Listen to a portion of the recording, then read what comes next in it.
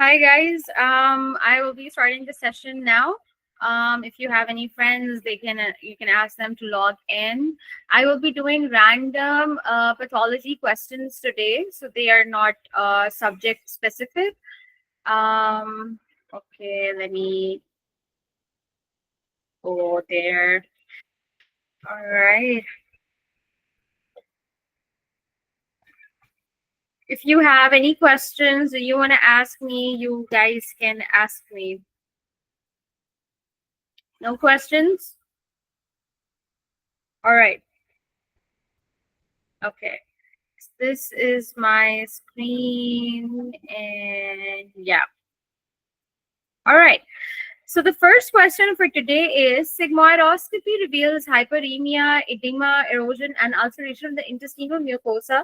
Stool and serum chemistries are normal. Radiation enteritis is suspected. Which of the following is the most likely primary mechanism responsible for the patient's intestinal changes? Okay, so the patient develops diarrhea, abdominal pain, nausea, vomiting weeks after starting radiation therapy for prostate cancer. All right, what can radiation do in general? Cause reactive oxygen species. Yeah, what else? Damage rapidly dividing cells. Okay, yeah, what else? Damage the DNA. Okay, good, very good. Maybe it's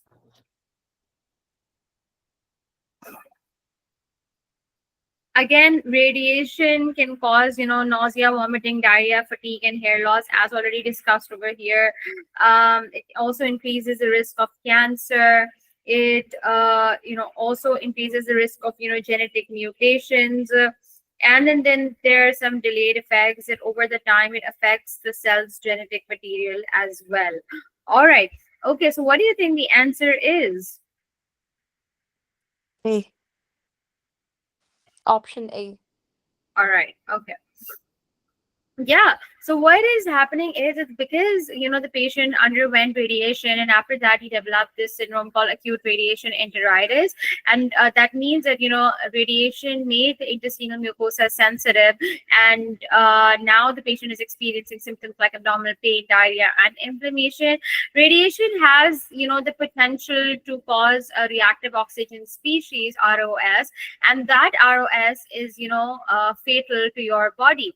Now, why is it fatal? Because it induces cellular and DNA damage on the level of the cell. It also induces apoptosis in certain conditions. Again, cellular damage also induces an immune response characterized by increased expression of the pro-inflammatory cytokines. This is very high yield. They do ask you in terms of that what are the pro-inflammatory cytokines? That's IL-1, IL-6, and TNF alpha. Very high yield in terms of that. Again, remember that if the radiation effects are delayed, they can cause intestinal fibrosis, strictures, adhesions, bowel obstruction. Now, again, if the patient is presenting with strictures, adhesion, bowel obstruction, of course, they will be presenting with severe abdominal pain, and the symptoms will be chronic. Over here, the symptoms are acute. This will be, like months and months after radiation, this can happen. All right. Next question. During one of the laboratory tests, the patient's anticoagulated blood is placed in an upright thin glass tube and left undistributed. All right. His RBCs from a stack and settled to the bottom at a fast rate of 50 mm per HR. Serum level of which of the following substances is most likely closely associated to the findings?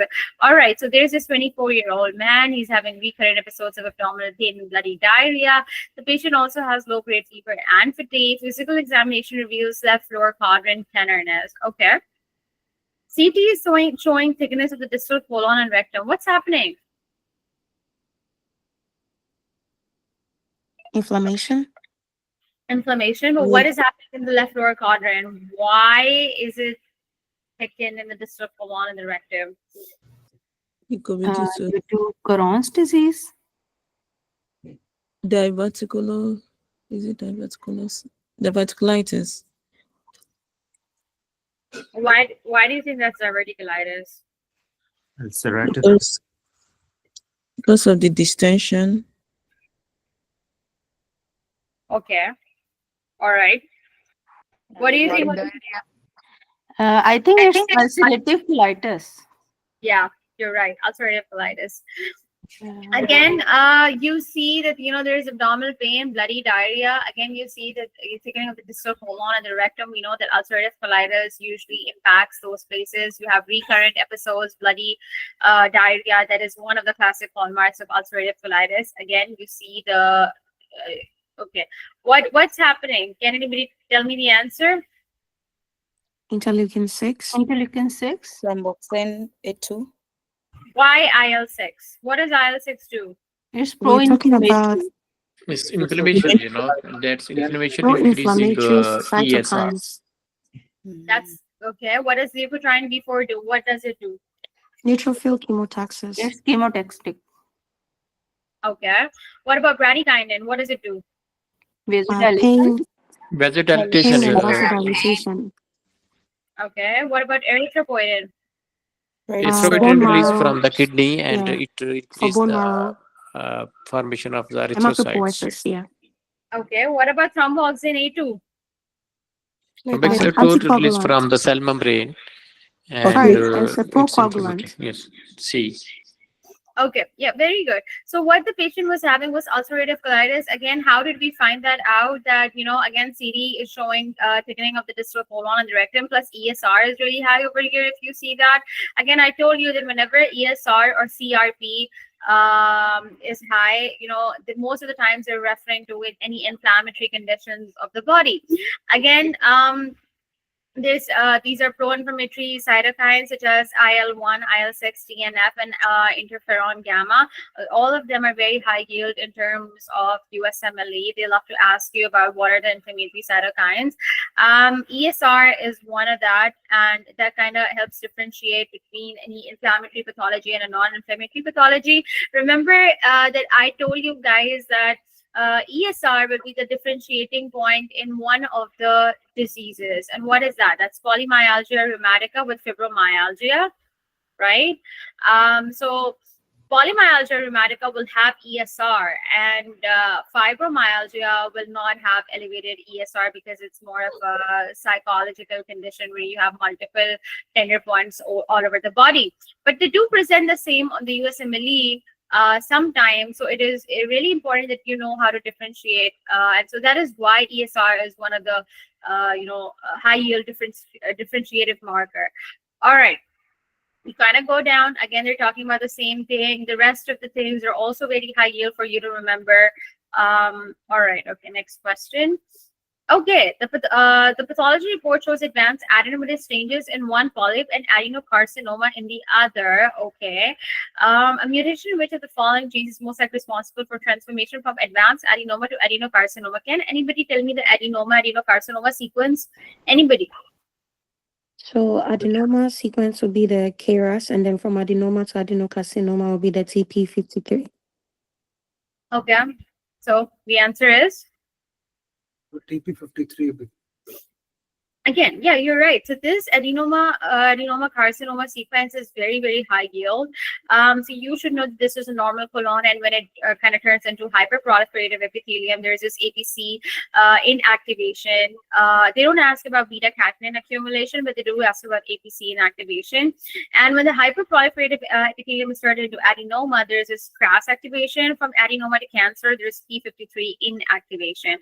So activation, inactivation, two different things, okay? So first and third are inactivation, the middle of it is the activation, and then it turns into cancer.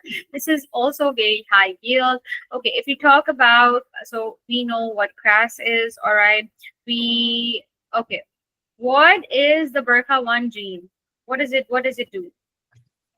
Breast cancer. Does ovarian CA in ovarian and breast cancer. It's for breast. Very good. What about WT1? Wilms tumor. Wilms So, tumor. Wilms tumor. Wilms Breast tumor. tumor. Very good. What about NMIC? Neuro. Or neurofibromatosis. Neuro some Neuro. CA, no, I think cancer. neurofibromatosis. Okay. Yeah. That's not neurofibromatosis. It is neuroblastoma? No, that Neuroblastoma. Okay. All right. So again, BRCA1 is very high yield, CRAS is high yield, WT1 is high yield. They don't ask you about CCND1 and NMIC, but NMIC is for neuroblastoma. Try to remember that. All right. Next question. Large number of T cells are present in the tumor stroma. Further evaluation shows tumor expresses PD-1 ligands that interact with the PD-1 receptor of infiltrating T cells. Which of the following is most likely occurring in the tumor microenvironment as a result of the interaction? All right, so there is this 58-year-old woman. She comes to the ED to abdominal discomfort and bloating. Physical examination shows ascites. On abdominal ultrasound, you show a mass in the left ovary and subsequent paracentesis. Okay, surgical excision is performed. There's this high-grade serous carcinoma composed of atypical cells with pleomorphic nuclei and mitotic figures. All right. Is the cancer aggressive or is it okay? It's Aggressive. aggressive. aggressive. It's high Aggressive. grade. Very good. How do you know it was high grade? Pleomorphic nuclei, Pleomorphic nuclei, cells, mitotic figures. and undifferentiated cells. Yeah. Okay. All right. So what do you think the answer is over here? Decreased IL-2. Mm.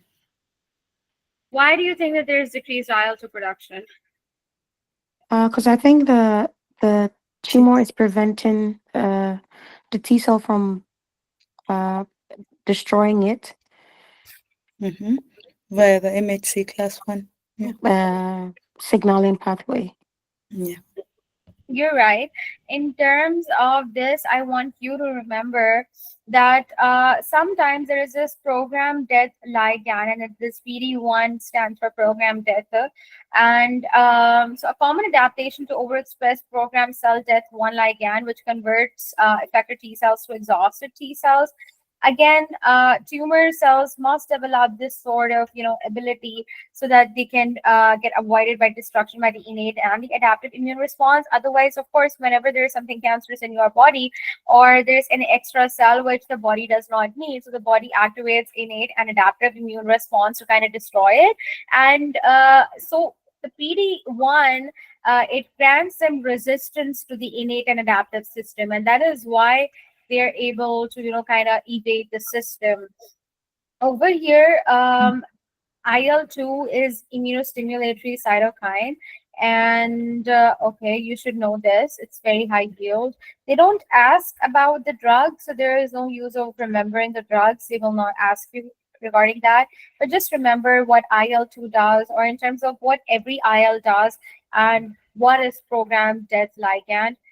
You should be familiar with that. All right, next question. Examination of the left breast shows a 5 centimeter firm immobile mass with irregular borders. Okay. Which of the following gene mutations is most likely responsible? All right, what's happening? So there's this. Yeah, go ahead. B. BRCA. B. Breast BRCA1, cancer. breast cancer things. Okay, what about BRCA2 gene mutation? What does that do? It's also They are the lungs, related in breast cancer, but it has other. It can be seen in other form of cancers too. Yeah. All right. I want you to remember all of these. Lynch syndrome, FAP, von Hippel-Lindau, Lee-Fromeny, MEN1, MEN2. Okay, let's go over through them. What do you mean by Lynch syndrome? What is the other name of Lynch syndrome? Can anybody tell me? Hereditary polyposis, HPNNC, I think so. Yeah, Yes, hereditary HPNN. non-polyposis colorectal carcinoma. All right, that's HNPCC. Again, you have these microsatellite instability is the high yield gene that they love to test you on. The other thing is what type of neoplasms that are associated with it. So colorectal cancer, endometrial, ovarian, if these three occur together, that can be a Lynch syndrome. FAP. So in familial adenomatosis polyposis, you see multiples and multiples and multiples of polyps in a young child, usually 10 to 11 years old, and you will see multiple colonic polyps in a child, because again, it is 100% dominant. Again, you will also have brain tumors and desmoids and osteomas along with it. Von Hippel-Lindau, you will have hemiangioblastomas, hair cell renal carcinoma, pheochromocytoma, 3 high yield of the conditions. Leave how many they usually don't ask, but if it's okay with you in order to remember it, then you can. They love to test you in men type 1, type 2A, and 2B. So that's very important for you. Men 1, 3Ps, parathyroid, pituitary, pancreatic, MEN2, red. That's middle thyroid, pheochromocytoma, parathyroid. What can anybody tell me? Men 2B. What does men 2B have? When 2B, there is 1P and 2M. Oh, Okay. yeah. And also morphine habitat. Morphinoid habitats. Yeah, and mucosal gliomas. All right. Mucosal gliomas, yes. Yeah. Okay. All right. Next question. The respiratory infections typically have a protracted course but responds to high-dose antibiotic therapy. Pulmonary auscultation shows crackles and wheezing. Cardiovascular shows a cardiac point of maximal impulse that is palpated at the right fifth intercostal space. Which of the following is most likely to be dysfunctional in the patient? All right. So there's this 4-year-old boy who's brought to the ED because of difficulty breathing and a productive cough. He's had recurrent episodes of sinusitis and otitis media. What is happening? Why is he having recurrent episodes of sinusitis and otitis?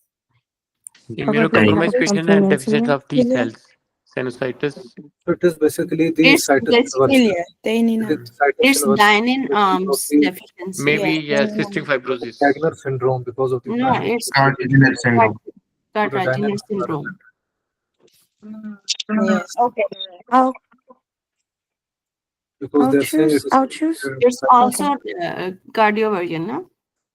That's Yeah, so you see over here that it is palpated at the right fifth intercostal space. What does that mean? Dextrocardia. If it would have said usually the apical impulse is found in the left fifth intercostal space, right? Our heart is towards the left. If it is found at the right side, then that means dextrocardia has happened. And again, dextrocardia is strongly associated with Cardiovascular syndrome. You can have sinusitis, otitis media alongside with it. Loss of the dynein arm function. And these patients also have bronchiectasis along with them as well, right? And why was it a cystic fibrosis? Because cystic fibrosis does not have dextrocardia associated with it. And they usually have respiratory infections and a lot of pancreatic problems with that. Pancreatic insufficiency is the highest thing that is associated with respiratory problems. So again, if there's pancreatic insufficiency, the patient will have malabsorption. There's also absent vas deferens as well, and that is why the patient also has infertility. There's vitamin A, D, E, K deficiency in cystic fibrosis. Again, a lot of problems in cystic fibrosis too. Okay, again, all right. If you kind of want to go through this, you can. Again, then deficiency of C1 complement component. What do you mean by that? Can anybody tell me? If there is a deficiency, then that means the problem of the body increases. The body becomes more prone to infections by encapsulated bacteria. Encapsulated bacteria include S. pneumo, H. influenza, and meningitis. Again, these are very high yield. So if a patient is having recurrent H. influenza and meningitis, S. pneumo infections, maybe they have complementary deficiency along associated with that. Okay, how does NADPH oxidase deficiency present? Can anybody tell me?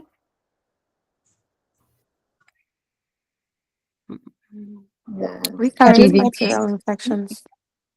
Yeah, chronic granulomatous diseases. What happens in CGD? They have failure or formation of radioactive, oxygen species. It's, I think, coagulase organisms are more Catalase more positive infected. organisms. There Like is increased risk of catalase positive organism infections. Increased risk of. NADPH oxidase, there is enzyme. Okay, yeah. Again, CGD will have, those patients will have recurrent bouts of infection. Why? Because of the decreased capacity of their immune system to fight off, disease-causing organisms. Again, the patient will have recurrent pneumonias, abscesses of the skin tissue or the organs. The patient will have osteomyelitis, septic arthritis, bacteremia. Even they can have superficial skin infections like cellulitis or impetigo. Again, most of the people are diagnosed beforehand, but they can also get diagnosed afterwards. Bacteria, again, those are catalyst positive organisms, cause repeated infections like S. aureus, Serratia, Listeria, E. coli, Klebsiella. Pseudomonas, these are the high yield of the bacteria. Sometimes some fungi, Aspergillus or Candida, can cause infections as well. How do you diagnose CGD? Can anybody tell me? Dihydrotamine test. Yeah, very good. Yes. Dihydrotamine test. Also, there's nitrosolium blue test as well. That's also being tested on step 1 before. All right. Okay. Very good. Next question. Sorry, can I ask you something? Yeah. According with the last question that the patient had Cartagena syndrome, I didn't identify the dextrocardia in the clinical examination. I mean, usually they shows a X-ray showing the dextrocardia. In this case, they say that in the right intercostal space, the patient present a. I mean, can you explain me a little bit how identify the dextrocardia in a clinical examination? How dextrocardia will be presented on clinical examination? That's what you're asking? Yes. Again, it will be again presented that you will feel the apical impulse at the right fifth intercostal space. That is the prime example of the if on physical examination you will feel the same thing. Okay. Normally the heart is displaced towards the left, right? So if you will feel the apical impulse at the left side, then that means the heart is displaced towards left. If you're feeling impulse at the right fifth intercostal space, then that means that something is wrong, right? The heart is not in its normal position. So that is dextrocardia. But you're right, usually we do a chest x-ray to diagnose it, but it can also be done on the physical examination, that we auscultate. And when we auscultate the heart sound, we find the apical impulse is not where it is originally, and it is displaced towards the right side. That's one way of it. Thank you so much. All right, okay. Next question. A subsequent CT of the abdomen shows multiple metastatic liver lesions. What do you mean by this? I told you guys, whenever you see multiple metastatic liver lesions, what does this mean? Do not read this, but what does this mean? It means it's secondary The metastatic secondaries. metastatic secondary Very lesion. good. Whenever liver has multiple metastatic liver lesions, most of the times it means that colon cancer is one of the things that is happening, and that is why there are multiple liver lesions. Liver tumors are very less likely primary, but most of them they are secondary. Again, therapy with monoclonal antibodies that bind to EGF receptors on the malignant cells are considered. An activating mutation, which of the following is most likely to make the therapy ineffective? All right, so we have a patient with colon cancer, and what's going to happen? P53. Activating mutation. I think it's APC gene mutation, APC, yeah. adenomatous polyposis protein A. Why A? Because A is the activation mutation. KRAS and P53 are inactivation. And because the colonoscopy is also showing the 6 centimeter mass in descending colon. Okay. So, Okay, it's a KRAS. So what is happening is that EGFR, epidermal growth factor receptor, is stimulated in the paracrine or autocrine fashion by its ligands, and that kind of leads to the downstreaming activation of CRAS. What I want you to take from here is these lines. Activating mutation of the CRAS gene leads to the constitutive activation of the epidermal growth factor. So CRAS and EGFR are heavily linked, promoting increased cell proliferation and growth. Tumors harboring these mutations are resistant to anti-EGFR drugs. What I want you to remember in terms of the essence of it, that even if you don't want to remember this, but try to remember that EGFR and CRAS are linked together and they go hand in hand. That is it. So EGFR, CRAS linked together. All right. Okay, next question. What is this?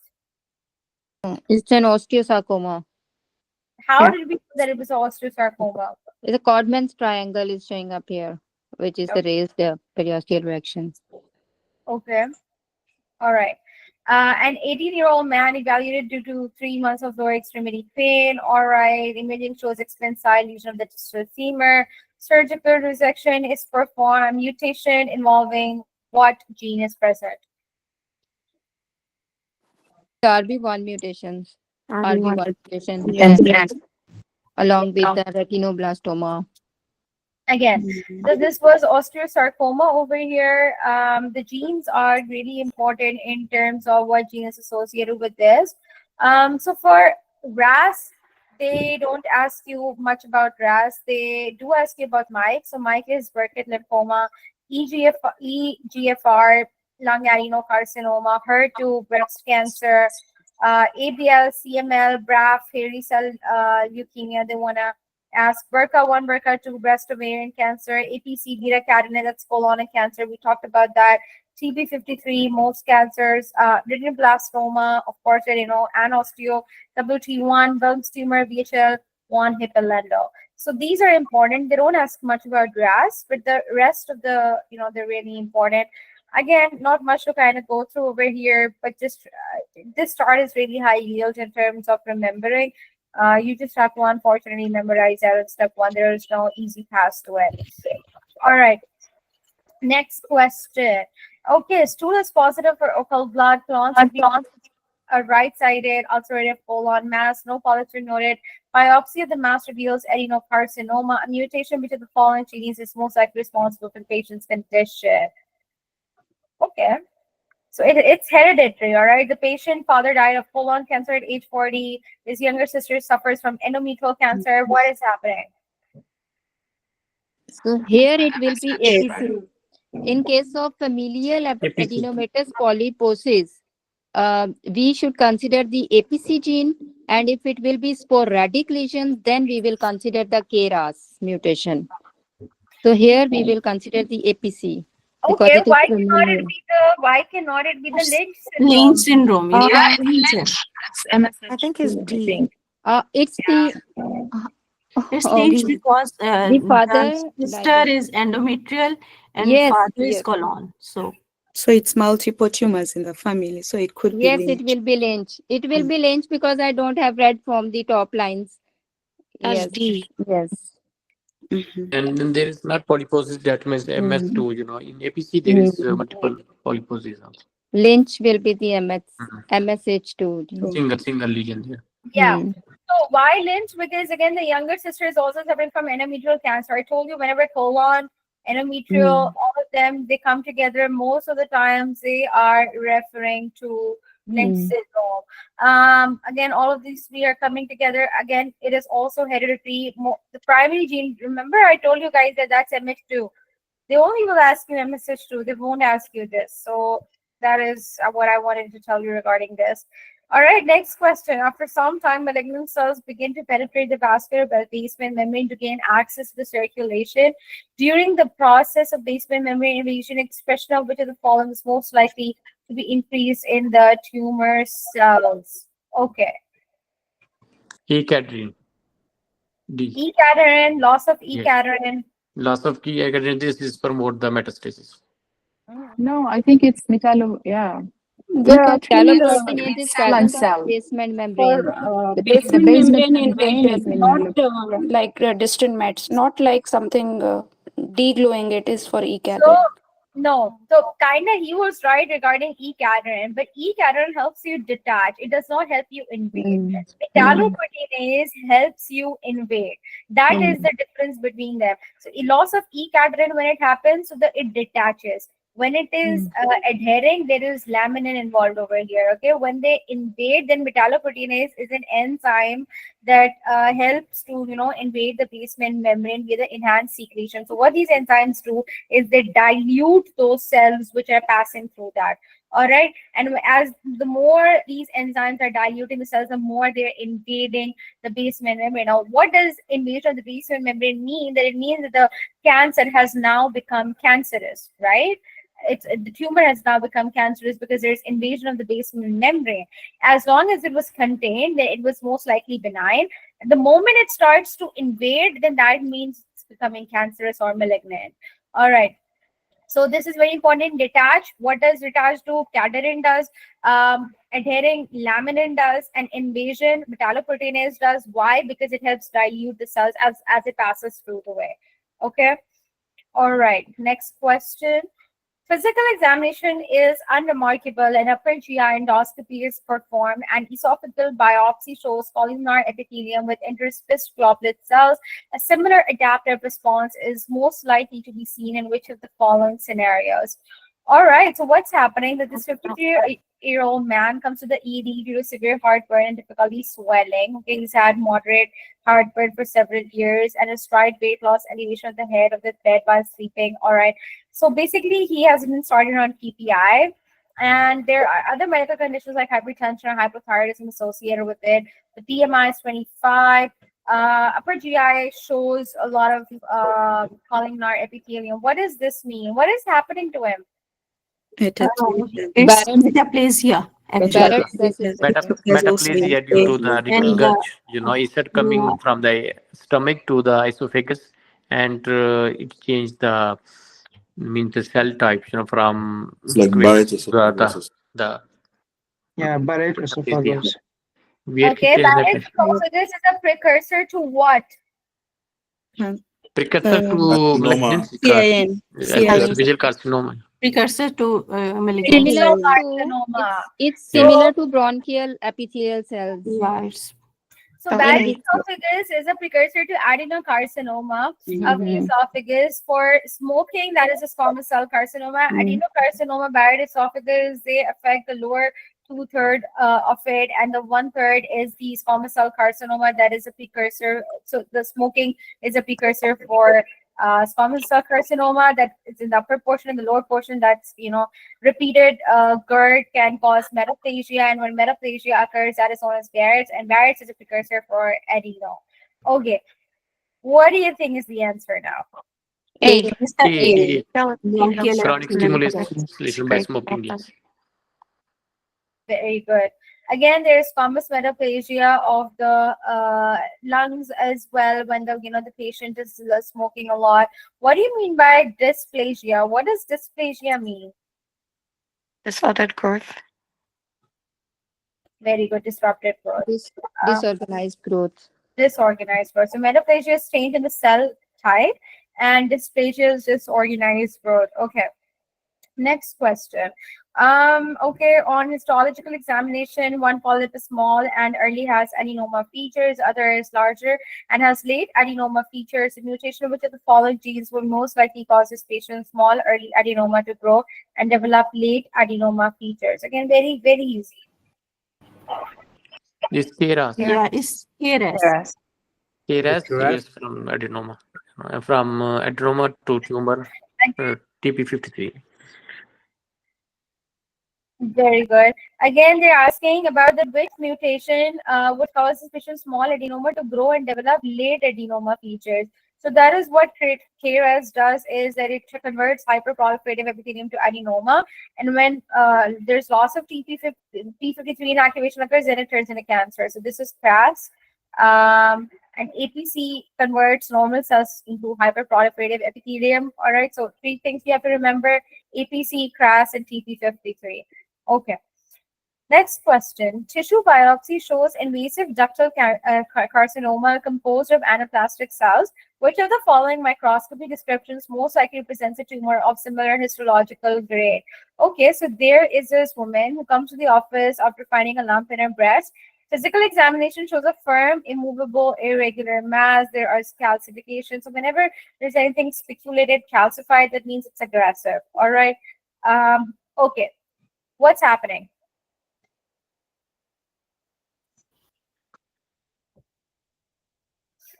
Cancer. Breast cancer. Breast cancer. Yeah. Yes. What?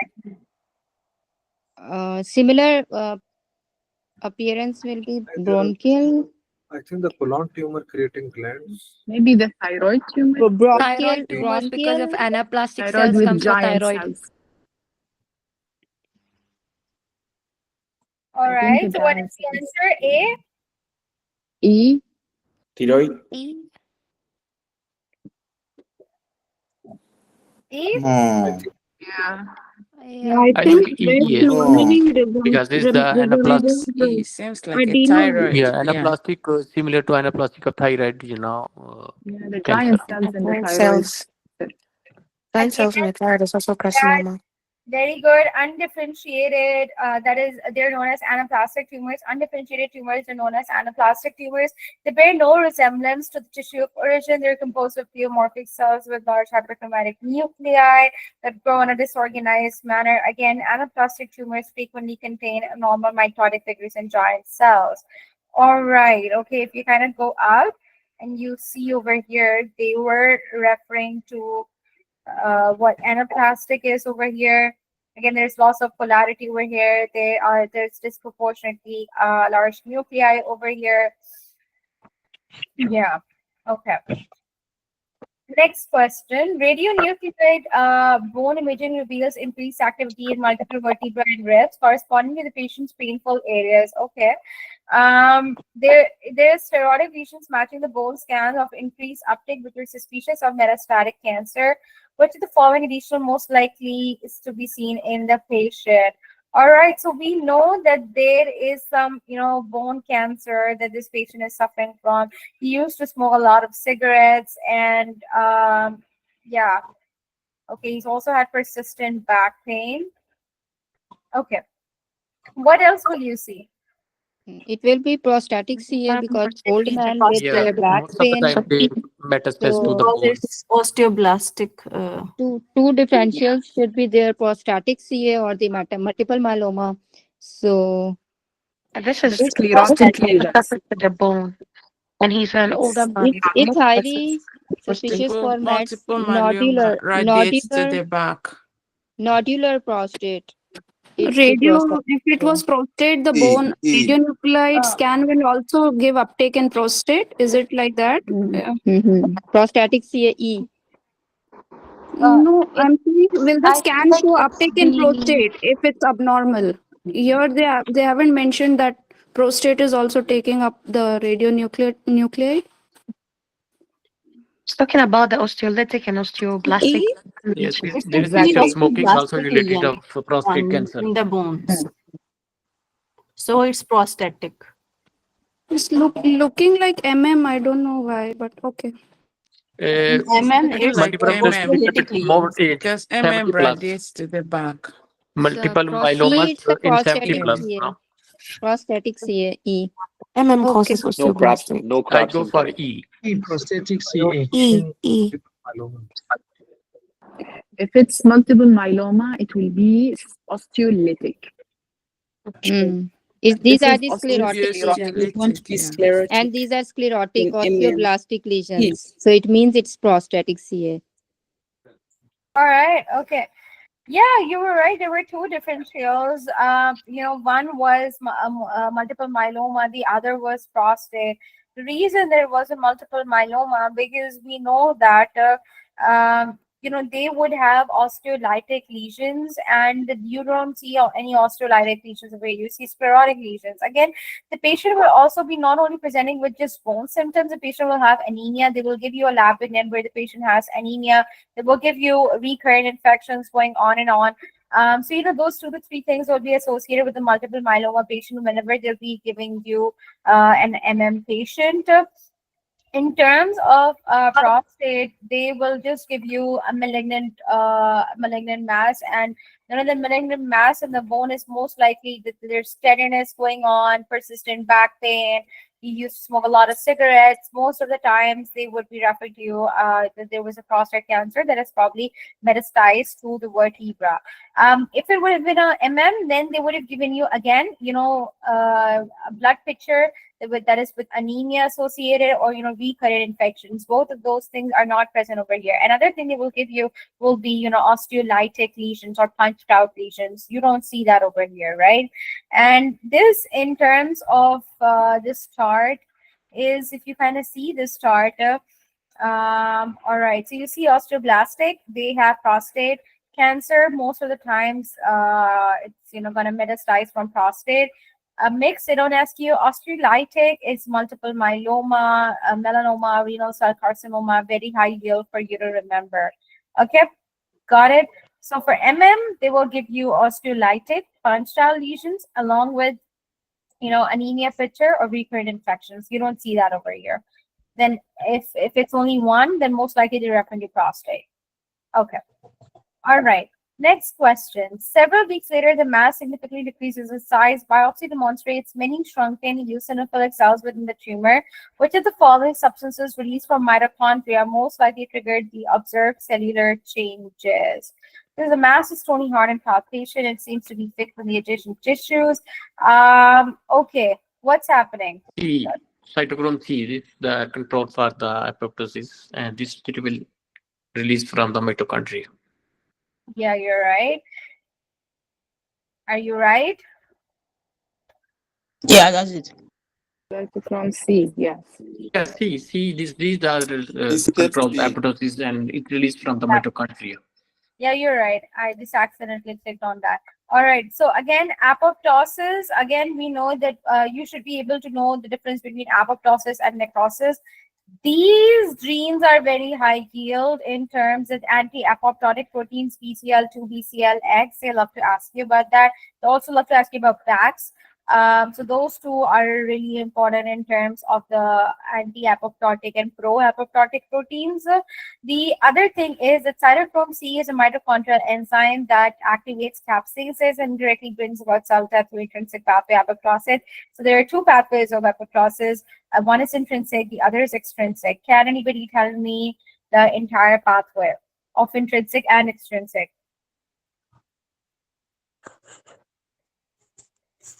This is the intrinsic pathway that the cytochrome C is prevent. Means the back. It will prevent the apoptosis. When the increase the cytochrome C, it will activate the internal proteases.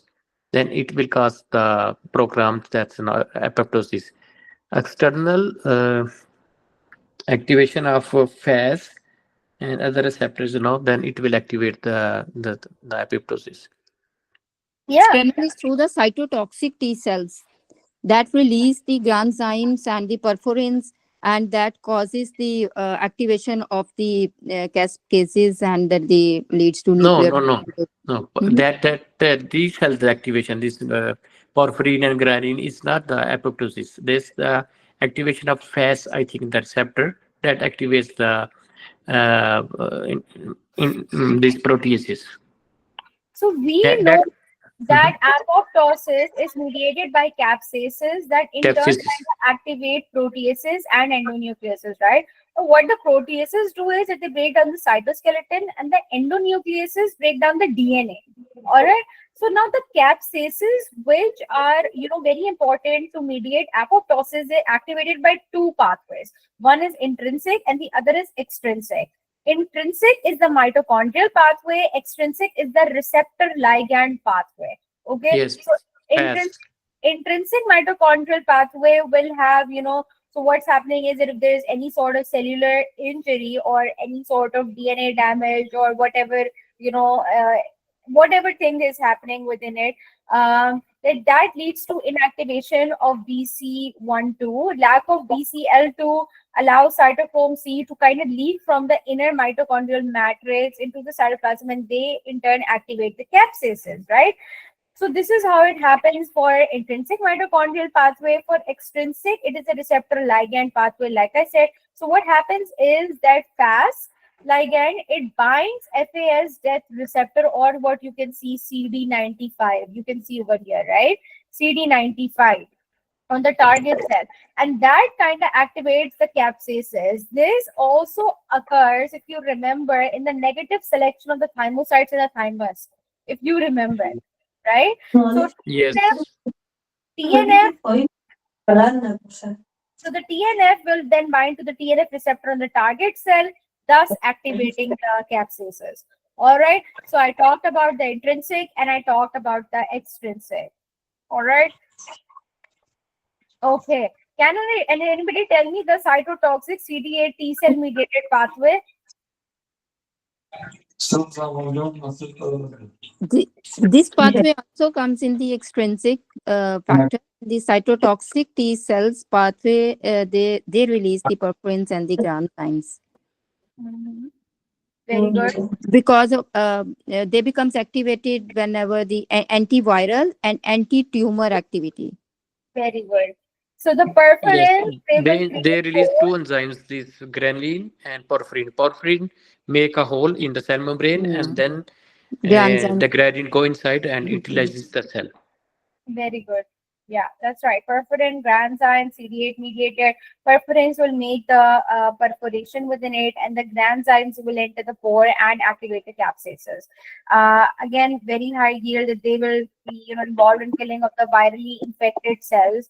Whatever infection or virus-induced cells will be killed off by perforin and granzymes. Okay, very high yield in terms of basic pathology. Very very high yield. All right. Next question, guys. A genetic study reveals a single nucleotide substitution causing an activating mutation. Which of the following genes is most likely involved in the patient's disease? All right. So what is happening? There is lytic lesion in the T10 vertebral body, and the biopsy sample shows cell lineage with abnormally high replicative potential. There is no history of cancer. What's happening? Where do you see lytic lesions? We talked about it. Multiple myeloma. What else? Non-small cell carcinoma. Non-small This cell is young, melanoma. 5-year-old. Renal Melanoma, cell also we can carcinoma. think about. Melanoma. Yeah. And then breast and GI could also have lytic, but they're mixed. I think TP53. No, I Minor think retinoblastoma. TP53 and retinoblastoma, those Minor retinoblastoma, this is osteoma. inactivation. All right, what is the answer, guys? I'll go with TP53. TP53? Yeah. TP53 will be Yes. inactivating Okay. because it's a tumor suppressor gene. So if we inactivate it, then This is very important for you to understand that whenever there is a proto-oncogene, so what proto-oncogene does is that it activating mutation and it converts itself into an oncogene, right? So oncogene is basically, causing delete point mutation, gene amplification, or, things like that. Oncogene is stimulating cell growth, malignant transformation, cancer. And to counteract the oncogene, there is this tumor suppressor gene. So if there is any loss of function mutation, again, it will trigger cancer. So tumor suppressor is basically suppressing the tumor, but if there is loss of the function mutation, then again, they both will trigger cancer.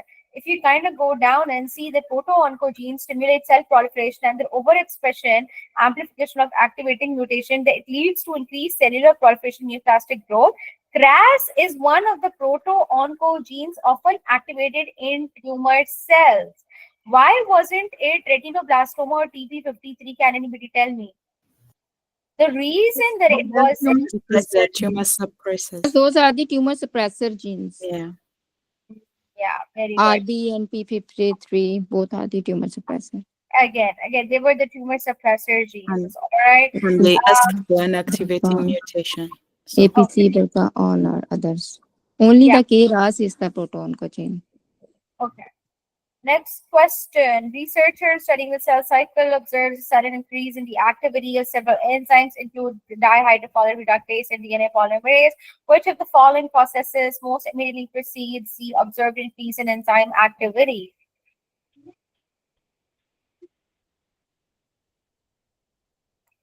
Yeah, can anybody tell me? Phosphorylation of I think it's protein kinase phosphorylation. All right. So what is the answer? D. We all agree with D? No. So this cell cycle is very, very important for you to remember that. So this is the M phase cell division where the mitosis is happening. This is the G0 phase, D1 phase. This is the S phase where the DNA replication is occurring, and this is the G2 phase. All right. What they asked you was that increase in the activity of enzymes responsible for DNA synthesis will signify that the cell is in the S phase of the cell cycle, that is immediately to the prior of the G1, G2 checkpoint, right? So if you, sorry, G1 S checkpoint. So where is the G1 S checkpoint? Can you tell me, is it over here or over here? Where? In between the G1 and S. Between G1 and S, the green and red. Yes, between green and red. Yeah. Yeah, so here the retinoblastoma Yes. and the CP53. So P53 are the checkpoints here. Yeah. So retinoblastoma is a regulator of the G1 to S phase transition. In first state, there is this, this diagram is given and, multiple genes are given in under these headings, right? So go through that. That is very important as well, because they sometimes try to ask, okay, what gene can, is in what part of the cell cycle are they occurring, right? So try to go through that picture in first aid. This is a similar picture given in first aid, and they have given multiple genes under different headings. Try to go through that. Again, we know that if we kind of go down, you will see that retinoblastoma in its active form regulates cell cycle progression by preventing the transition from the G1 phase to the S phase. So what happens is that retinoblastoma is found over here, right? So it delays the progression, or it stops the progression from G1 to S phase, and that is a tumor suppressor gene, right? So if the retinoblastoma is lost, then what will happen? The cells will immediately transition from G1 to S. More cells will transition from this to this, right? So again, it's a tumor suppressor gene. Loss of tumor suppressor gene will cause cancer. Okay. Next question. What is this?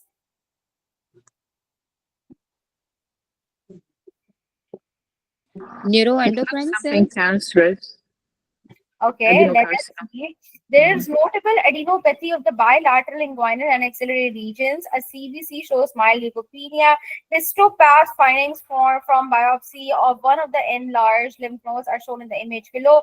Which of the following is most likely cause of the patient's presentations? There is this boy who received a renal transplant for glomerulonephritis, and his immunosuppressive medication was increased a month ago. Heart and lung examination is unremarkable. There is palpable spleen, notable adenopathy. So he's immunocompromised. What's happening? What virus was most responsible for this? Cytomegalovirus. EB virus. Epstein-Barr virus affects the Epstein-Barr virus and immunocompromised. cytomegalovirus. Two viruses are. So there are two viruses for post-transplantation, EBV and CMV. Okay, CMV, yes, so both. cytomegalovirus and EBV are two of the viruses that occur in immunocompromise. Most of the immunocompromised problems occur because of EBV. CMV causes cancer. Okay, so that is the differentiating point. If they give you EBV and CMV together in one big net, then you see that if it is not anything cancerous going on in an immunosuppressive patient, then most likely they're referring to EBV. CMV causes lymphoproliferation. CMV is, more into the EBV also causes lymphoproliferative disorder, but CMV is most likely associated with a lot of cancerous pathologies. Okay, so if you kind of go through down over here, that again, CMV can also occur in a lot of AIDS patients as well. Post-transplant rejections can also occur because of CMV as well. Lymphoid problems can occur because of that as well. All right. Okay. Next question. Numerous lesions are present through the resected colon, some of which are shown below. A genetic testing is to reveal a germline mutation in which of the following. So there's this 21-year-old woman. She underwent screening colonoscopy because of her family history of colon cancer. Her maternal grandfather died because of metastatic colon cancer, and her mother was also diagnosed with colon cancer. Okay. The surgery is performed with no operative complication. There are numerous lesions shown below. What do you think is the problem? Is it FAP or Yes, what? polyposis. Yes, familiar polyposis. Multiple these polyps is a resection. Yeah. Okay. What is the answer? This APC. It's loss of function of APC. Yes. FAP, like I said, multiple polyps will be present throughout. It is 100%, dominant. So, they will have whoever is having in the family, then you're gonna have it. There is no escaping from it. It's a germline mutation. You see it over here. Again, multiple hundreds and hundreds of polyps will occur with FAP. Okay, yeah. Last question for today, guys, is this urine analysis shows hematuria. CT shows a wedge-shaped perfusion defect in the right kidney. The affected renal tissue is most likely to develop which of the following histological changes B. in the next several days? Coagulative necrosis? Necrosis. Yeah, Coagulative. B. Okay. B. Coagulative necrosis. Coagulative B. Yeah. Very good. Coagulative necrosis. So Yes. what happens in coagulative necrosis? Can anybody tell me? There is decrease, this means blood supply, and after that, the structure of the cell means the what you say architecture of the cell remain contact. In KCS, it's like in tuberculosis. In breast injury or fat, there is fat necrosis. Liquefactor in CNS, and tissue calcification is like injury in the muscles, and there is secondary calcification. And what is the fibrinoid necrosis? But it is the B, coagulative necrosis. Very good. So, Next. coagulative, the architecture will be preserved and the Preserve, yes. nuclei will be displaced towards periphery. Very good. Again, coagulative necrosis is a very important feature of ischemic infarction of any organ except the brain. Okay. So, in any sort of ischemic infarction throughout any organ except the brain, you will think of coagulative necrosis. There's one more thing I would like to discuss, that red infarction is also happening over here. Red infarction arises if there is blood that is re-entering any loose tissue, right? Example, in like pulmonary or testicular infarction. If you talk about liqueficative necrosis, we know that in liqueficative necrosis, what is happening is that the necrotic tissue is becoming liquidified. Now, what does that mean? That there is enzymatic lysis that is happening of the cell and the protein at the same time. It is a very important characteristic of brain infarction. Okay, you can see that in any sort of abscesses as well, or in terms of pancreatitis as well. There is also one more thing called gangrenous necrosis. Gangrenous necrosis, is basically kind of like coagulative necrosis, but make it 10 times worse. All right, that is gangrenous necrosis. Most of the times you will see there are two types of gangrene: dry gangrene, wet gangrene. Okay, most of the time they are associated with either the ischemia of lower limb or the GI tract. All right.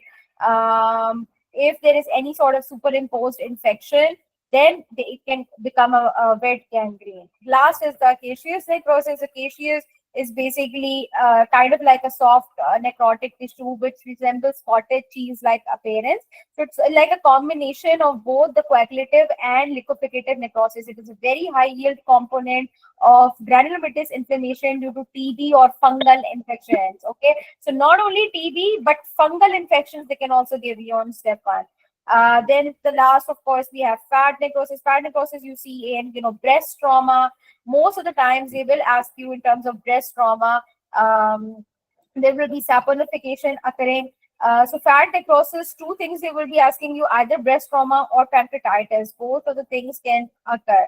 Okay, fibrinoid necrosis occurs where? When there is necrotic damage to the blood vessel wall. Okay, it is again a very important characteristic of malignant hypertension and vasculitis. Okay, if I kind of see this, that you see malignant hypertension and vasculitis is over here. Eosinophilic layer is very high yield. I want you to remember that. Fat necrosis, like I said, that pancreatitis or any sort of adipose tissue, they love to talk about breast trauma in this. Caseous necrosis, we talked about that, not only bacterial, mycobacterial, but also fungal. Okay, why did I highlight it? Because they love to ask you that. Coagulative necrosis, we know irreversible ischemic injury. Liqueficative, you see, like I said, CNS infarcts is one of them. And so we basically talked about each and everything. That is it for today, guys. I think Dr. Moss is here. Dr. Lata, please, can you go back to question number 1? I wanted to view the educational objective of question number Got that. 1. Wait, let me go again. Yeah, what do you want to know? The first question, subjective? Yeah.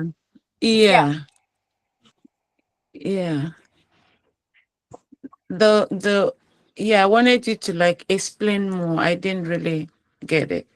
Okay, so what is happening is that we know that radiation can have a lot of harmful effects on our body, right? So one of the harmful effects that it can have is it can trigger reactive oxygen species. Now, reactive oxygen species are basically radicals, all right? Now, those radicals have the capacity to, destroy and cause cellular damage. So if they also have the potential to, kind of come into the intestines and irritate it. So that is why, vomiting, pain, nausea, and anorexia occurs. So that is an acute thing that can occur after it gets irritated. In chronically, the patient can develop, strictures, adhesions, or bowel obstruction.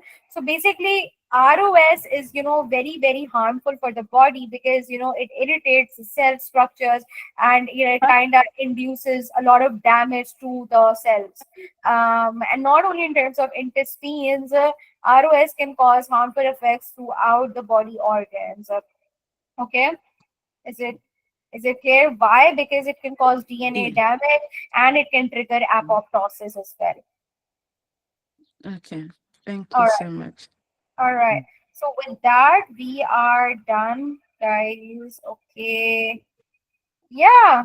Is Dr. Moaz here? No, he isn't. Okay. All right. So we are done for today. Do you guys have any questions? Let me know. And I think Dr. Moaz will take over today. Hello, Dr. Mahin. Yeah.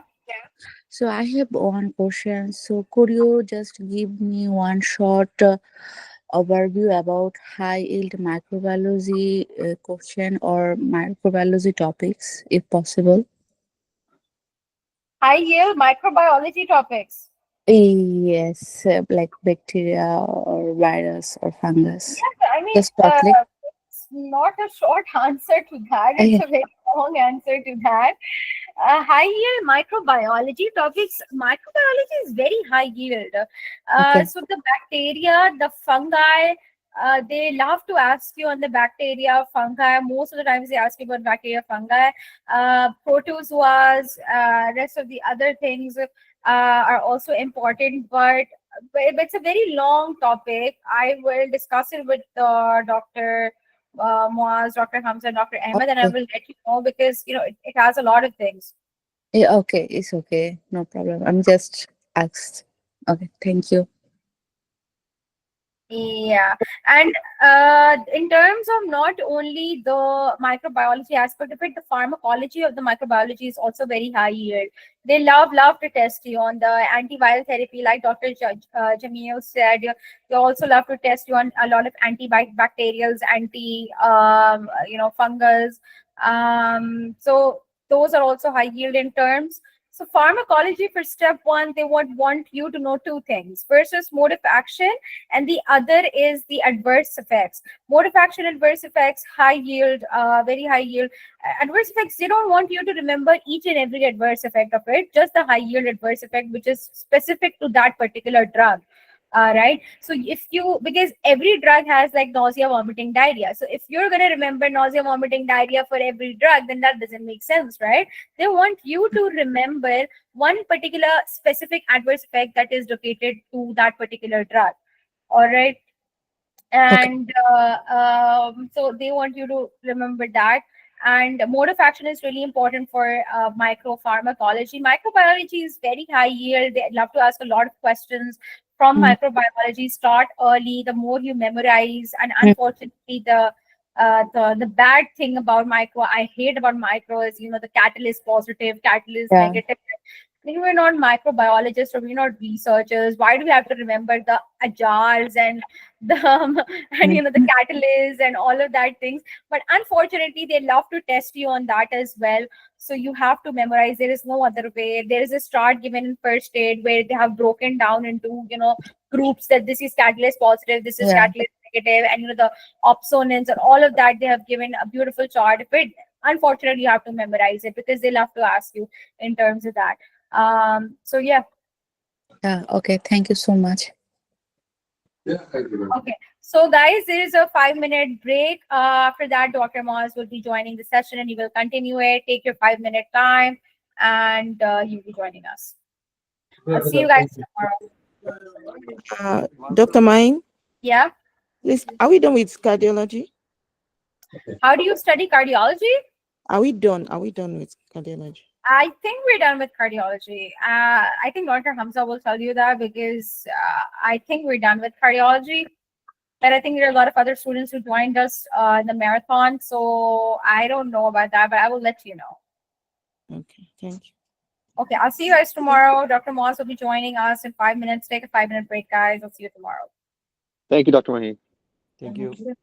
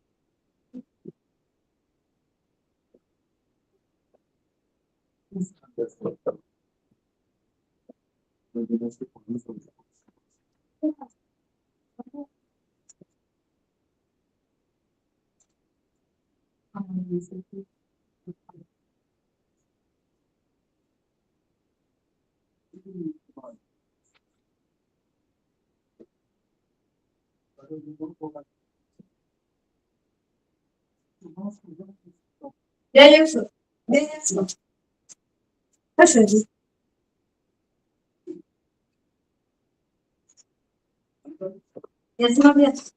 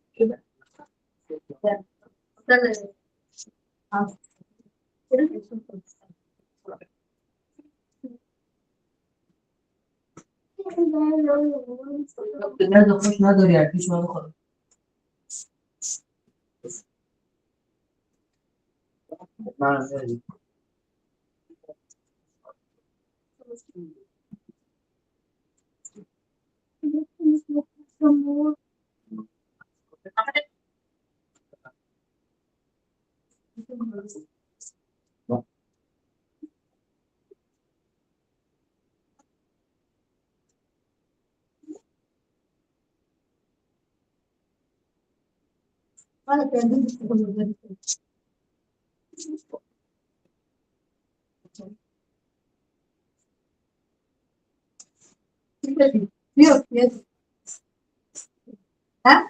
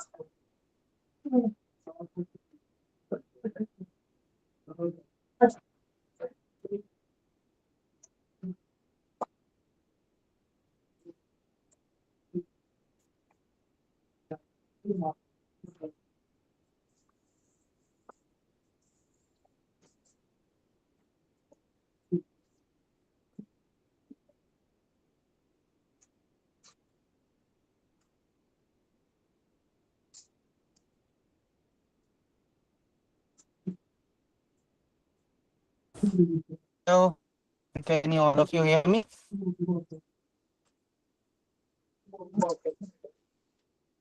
Hello, can all of you hear me? Yeah, yes, we can hear you. Yes. Yeah. Okay. Okay. Okay. So we're gonna complete the cardiovascular pharmacology today along with the arrhythmias, right? Just give me 1 second. I'm gonna share my screen with you guys now.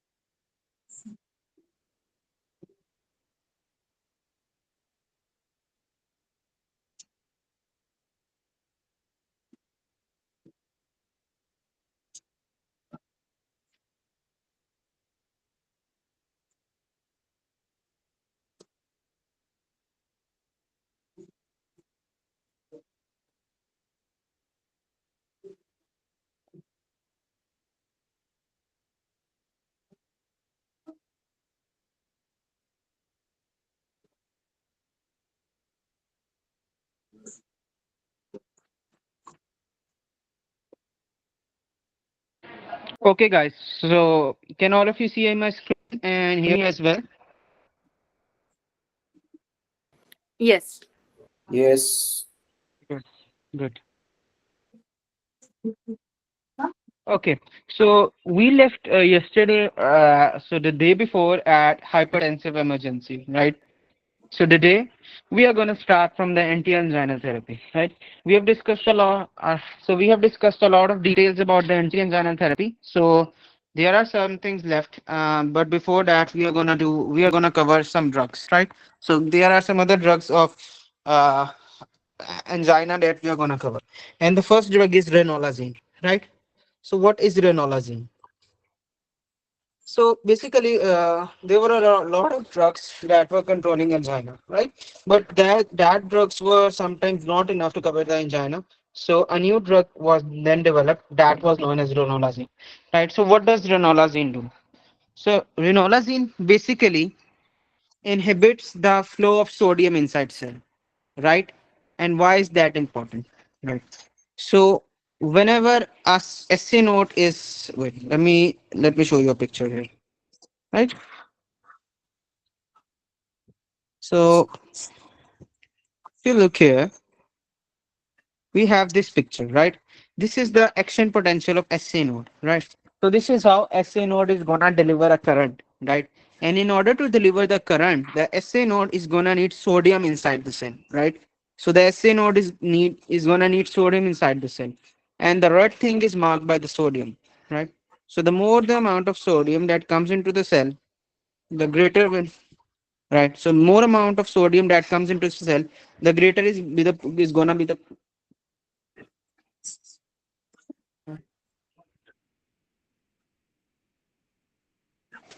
So the greater the amount of sodium that is coming into the cell, the greater is gonna be the potential of the ST node, right? And the greater is the potential that is present in the ST node, the greater the amount of heartbeats will be present, right? And the greater will be the current, right?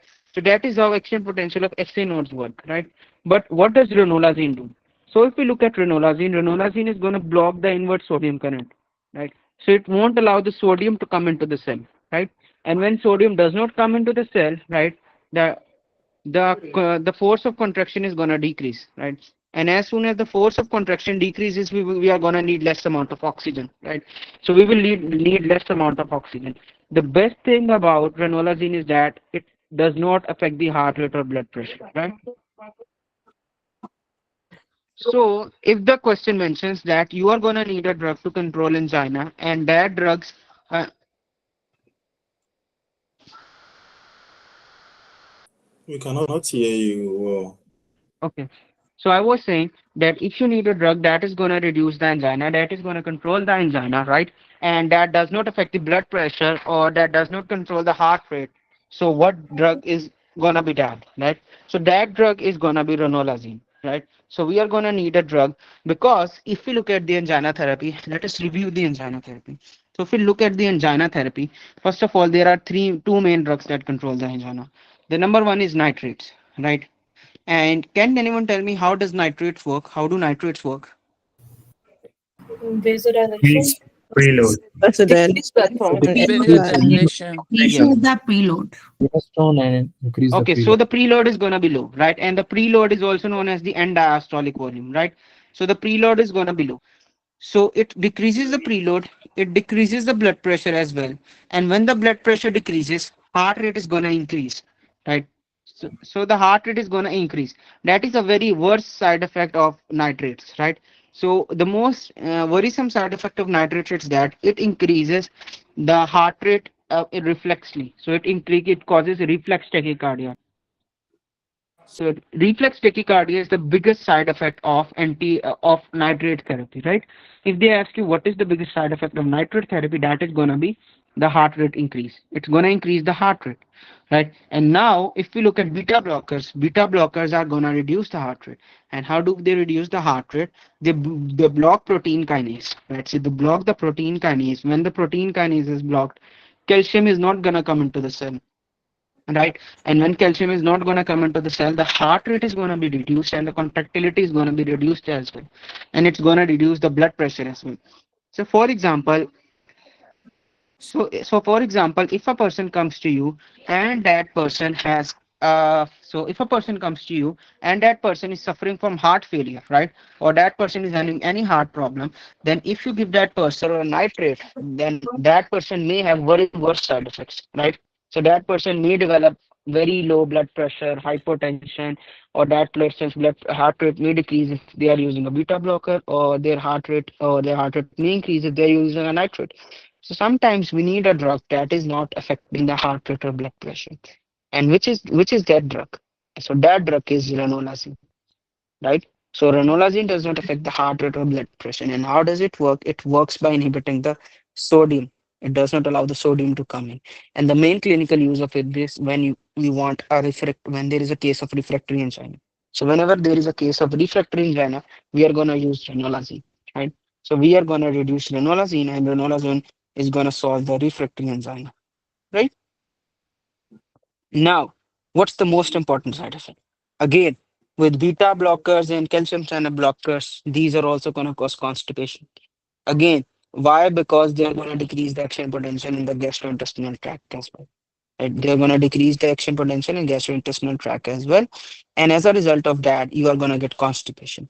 At the same time, you are going to get QT prolongation. And can anyone tell me what will happen if we get QT prolongation, right? That's the point. Just Yes. as the point, Yes. So, yes. for example, now this is how they integrate question, and this is how they could ask you question. So they could say that so the scientists develop a drug, and that drug is causing the pain of angina to be decreased. So we are using a drug, and that drug is decreasing the pain of the angina. Now, at the same time, that does not affect heart rate or blood pressure. But all of a sudden, you are seeing some kind of arrhythmias on the screen. So what kind of arrhythmias would you see on the screen? So now you should know that such a drug which affects the which does not affect the heart rate or blood pressure, and it is decreasing the pain of angina, that drug is going to be ranolazine, right? And that is going to cause QT prolongation, and that is going to cause torsades point, right? And the treatment of torsades point is IV magnesium, right? So we are going to give the patient IV magnesium. Now, then they could ask you, how would you treat this condition? So the treatment is simple. You are going to give the patient magnesium, and that is going to solve the problem, right? So QT prolongation and constipation are important side effects. Now, now we are in a very good now a very good drug. So this drug is very good, and it is a new drug, and it has a lot of potential. And almost all of the patients that are that are suffering heart failure are being treated with this drug, right? And this is a very important thing. This drug has mortality benefits as well. Again, this drug has mortality benefits as well. So nice. There are some drugs that only increase the symptoms, and then there are drugs that improve the mortality. They are going to increase the lifespan of the patient. And sacubitril is a drug which is used in heart failure, right? And we combine sacubitril with an angiotensin receptor blocker. right? We combine sacubitril with angiotensin receptor blocker. So what is sacubitril? So in order to understand sacubitril, we have to look at an important thing, right? And that is natriuretic peptides. So does anyone know what are the natriuretic peptides? So just wait a second. Let me explain what are the natriuretic peptides, right? Mr. So Matt, excuse me, could you please right? share your full screen? We're seeing the participant on the side. yeah, okay. So I'm showing the participants, so I could see maybe some question. Okay, right. So now what are the natriuretic peptides? So for example, imagine if this is the left ventricle of your heart, right? This is the left ventricle. If this is the left ventricle of your heart, and this is the atria of the heart, right? This was the left ventricle, and this is the atria of the heart. And there is a lot of blood that is present here. Right? So a lot of blood is present here. When there is a lot of blood that is present here, the ventricle is gonna sense that blood, right? And when the ventricles are gonna sense that blood, they are gonna release BNP. BNP is a very good hormone. This is known as the brain natriuretic peptide. This is brain natriuretic peptide. And again, where does the brain natriuretic peptide comes from? The brain Atrial myocytes. Ventricle. Ventricular बंद कर दो दोनों को myocytes. lateral From वो main ventricle. Break Ventricle yes myocytes. yes so brain natriuretic peptide is gonna flush out all the water from the body, right? Brain natriuretic peptide is gonna flush out all the water from the body. And now comes an important clinical point. Whenever a patient is suffering from heart failure, there is going to be increased amount of blood in the left ventricle. The preload is going to increase, the end diastolic volume is going to increase, the end systolic volume is going to increase also. So brain natriuretic peptide is going to increase. So whenever a patient is suffering from heart failure, a very reliable thing for that patient is checking the brain natriuretic peptide. As soon as you check the patient's brain natriuretic peptides, it's going to be decreased, right? So the brain natriuretic peptides are going to be decreased, right? So when the brain natriuretic peptides are going to be increased, so the brain natriuretic just give me 1 second. I'm saying something. Connect.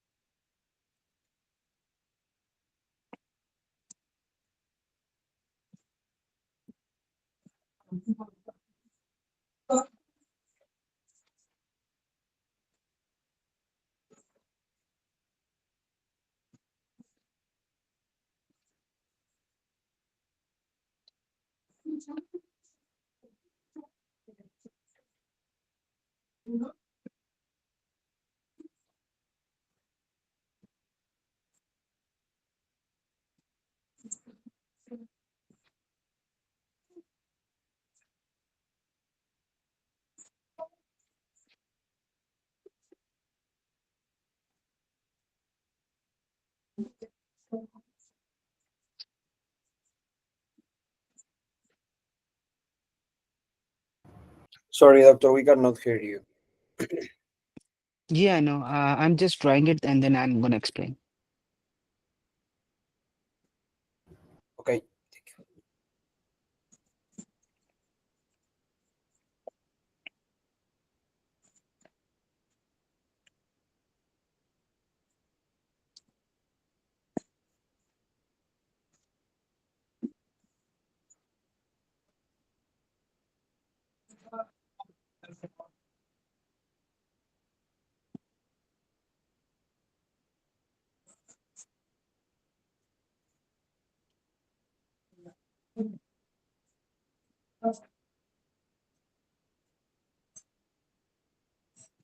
Okay. So basically, this was the whole concept. If a patient is having heart failure, the patient cannot contract his blood, right?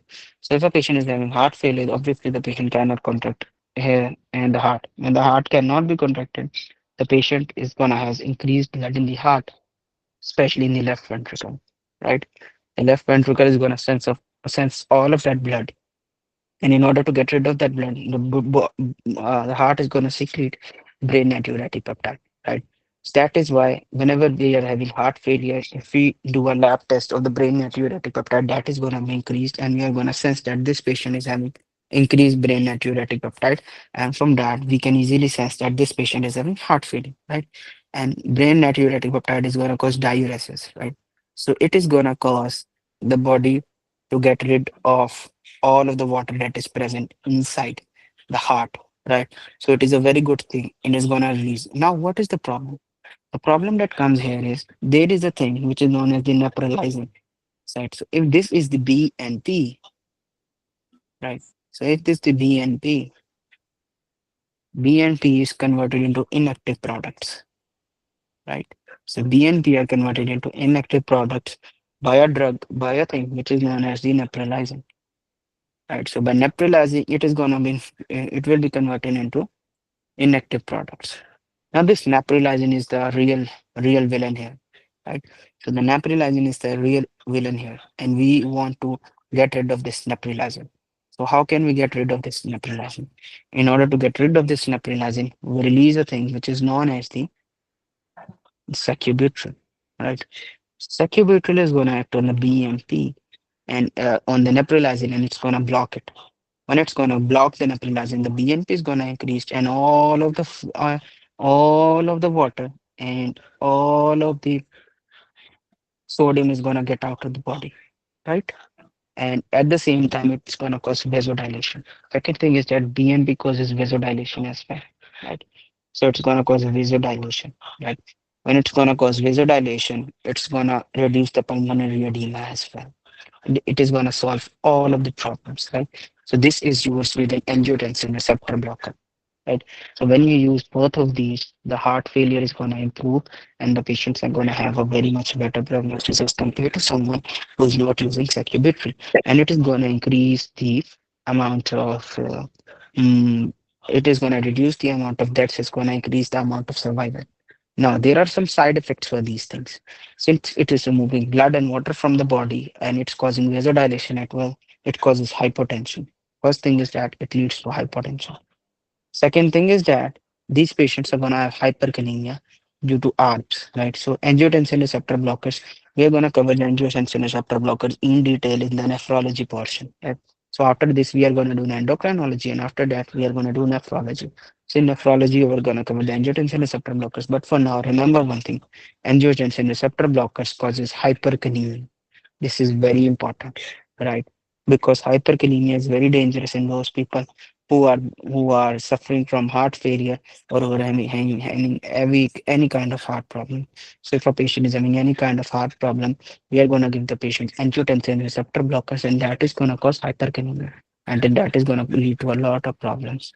At the same time, these drugs can cause cough, and the most important thing is that these drugs increase bradykinin as well, right? So what is bradykinin? Bradykinin. This is very important. Let's look at this. So there is a hormone which is known as the bradykinin.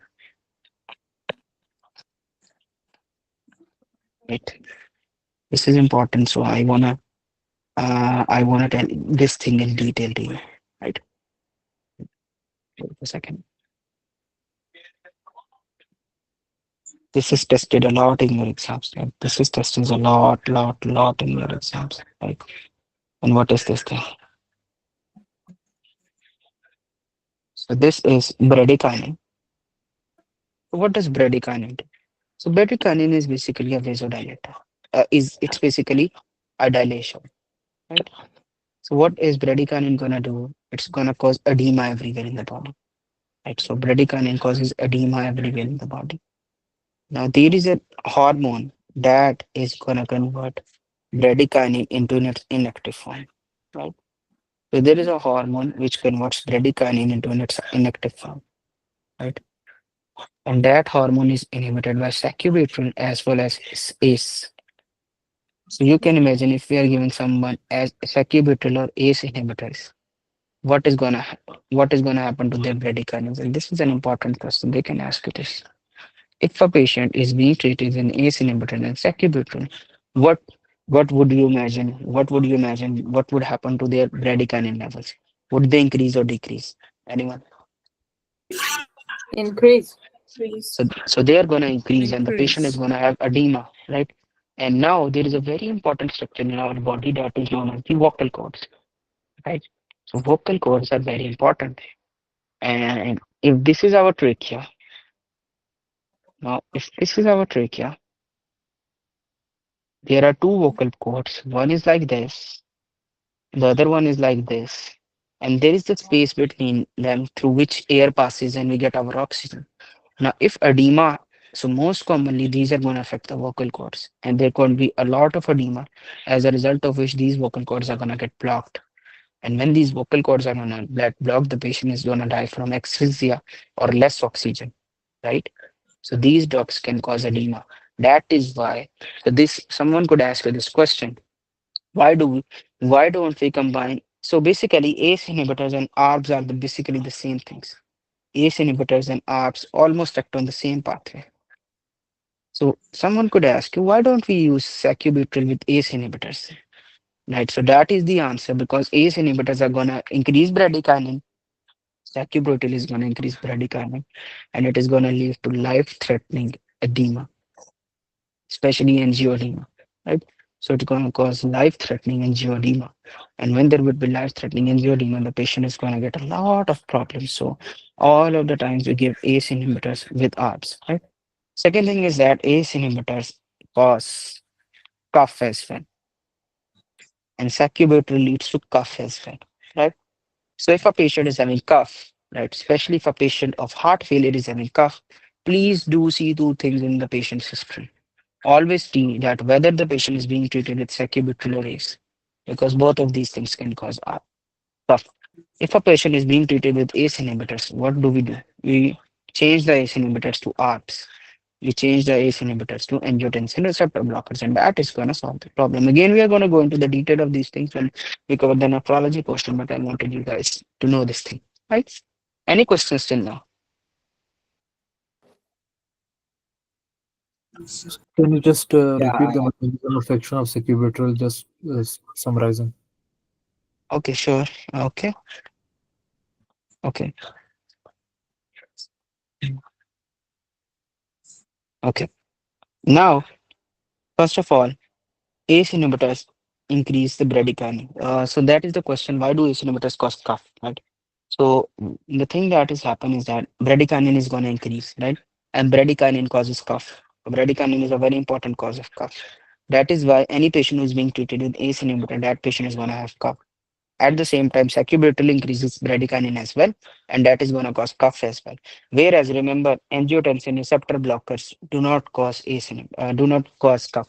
And why do bradykinin accumulation causes cough? Because if you remember, I told you, bradykinin causes edema, right? Bradykinin causes edema. It releases stuff everywhere. So if this is the bronchi, it's gonna cause some amount of edema here. It's gonna cause some amount of secretion of stuff here, and that is gonna irritate the airway, right? So the airway is gonna be irritated, and as soon as the airway is gonna be irritated, you are gonna get a lot of cough. Right? That is why ACE inhibitors causes cough. Now remember the difference between ACE inhibitors and ARBs is that both of these things can cause.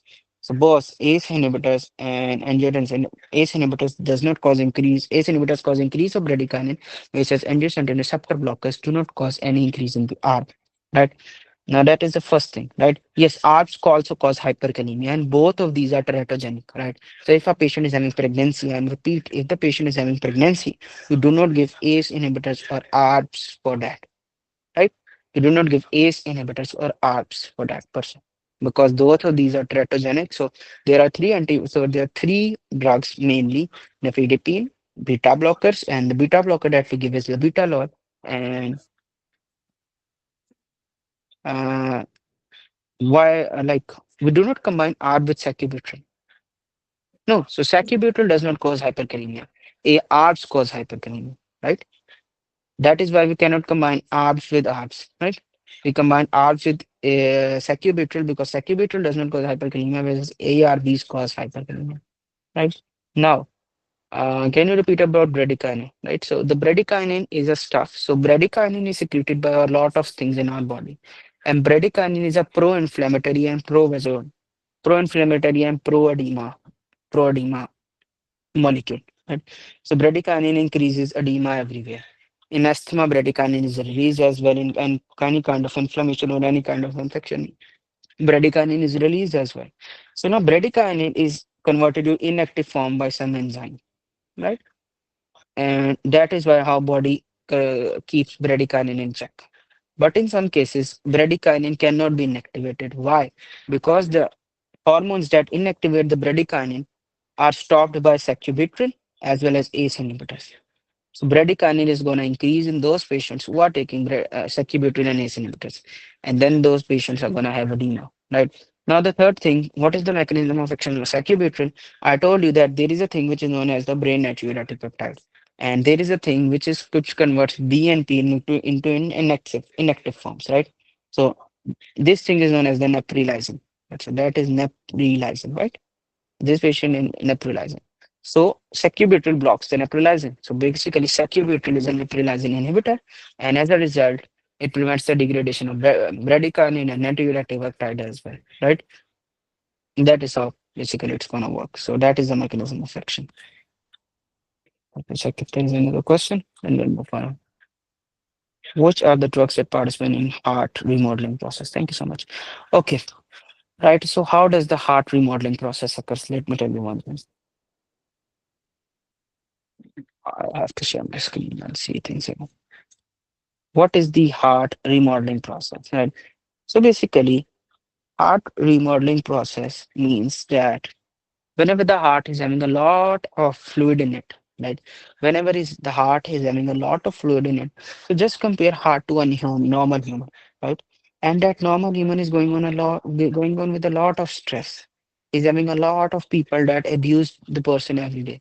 So for example, imagine a sweet, innocent person, and that person is being abused by everyone, and that person is being manipulated by everyone. What is going to happen to that person? As a result, that person is going to enter the flight or fight mode. He's going to think the world is very bad and I'm going to fight the world. And as a result, that person becomes bad as well. That person becomes evil and corrupt as well because of the world, right? So this is known as the remodeling of that person. So the same thing happens with heart. So for example, when the heart, so first of all, we have covered a thing which is known as the myocardial stenting. So what is myocardial stenting?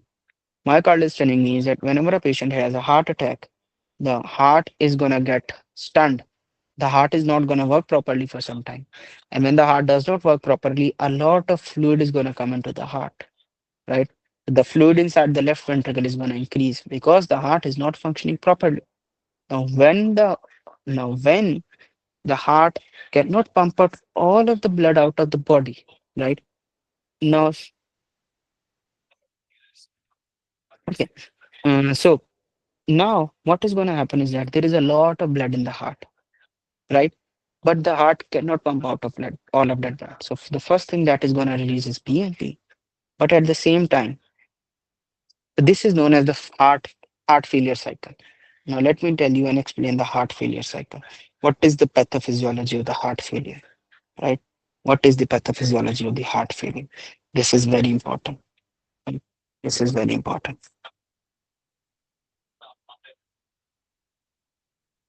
If you understand this, you're going to get all of the renal physiology right, all of the renal nephrology right. So that is why I'm going to tell you this thing, right?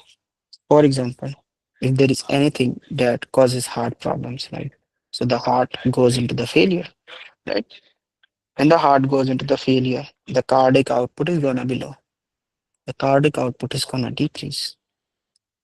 As soon as the cardiac output is decreased, right? What is going to happen is that the blood pressure is going to decrease as well, right? The blood pressure is going to decrease as well. Now, this decreased blood pressure is gonna be sensed by two places. One are the baroreceptors that are present in the neck, right? So when the baroreceptors see this, so remember, the baroreceptors are the regulators of sympathetic and parasympathetic system. As soon as the baroreceptor see that the blood is gonna increase, right? So as soon as the baroreceptor sees that the blood pressure is decreased and the body is not functioning properly, it's gonna increase the sympathetic system, right? At the same time, at the same time, the second thing that is gonna happen is that kidneys are gonna see that the blood pressure is decreased as well. The second most important thing is that kidneys regulate the blood pressure. But your kidneys are gonna see that the blood pressure is decreased as well. And as soon as the kidneys see that, they release a thing which is known as the angiotensin. Right? Yes, so the RAS system is gonna be activated, right? So renal renin-angiotensin system is gonna be activated. Renin is gonna be activated, right? When renin is gonna be activated, right, angiotensin is gonna be increased. ACE is gonna be inhaled. Angiotensin converting enzyme is gonna come into play, right? Now, angiotensin, renin, RAS, sympathetic drive, all of these things work on the heart, and they change the work. They change the way heart functions properly. They're gonna cause a thing. They're gonna do eccentric hypertrophy of the heart. And I have already told you what happens when we do eccentric hypertrophy of the heart. The heart is gonna go into dilated cardiomyopathy, right? So that is basically the mechanism of action of the heart. The heart is gonna cause dilated cardiomyopathy. Now remember, RAS, renin, and angiotensins, all of these things, and aldosterone as well. We are gonna study these things in detail in nephrology. I'm telling you again, but these things will cause sodium retention, right? Now, these things are going to cause sodium retention and water retention, right? Now, the heart is already not functioning properly. If the heart now has increased sodium and increased water, what is going to happen? What do you think? The heart will go into more failure because there is more amount of water and you cannot pump out all of that water. Now, heart cannot even pump that water now. Now, when the heart cannot pump that water, preload is going to increase, right? Preload is going to increase, and angiotensin is going to work on the afterload as well. Afterload is going to increase as well. Both of these things are going to increase. There is going to be fluid overload in the body. The heart cannot manage all of those things now. The heart is going into the failure now. This is known as the heart failure. Again, this thing is going to be sensed by the kidneys. The kidneys are again going to secrete all of those things. Sodium is going to be increased again. Water is going to be retained again, right? And then the preload and afterload are going to be increased again. And this vicious cycle is known as the pathophysiology of heart failure, or the vicious cycle of renal heart failure, right?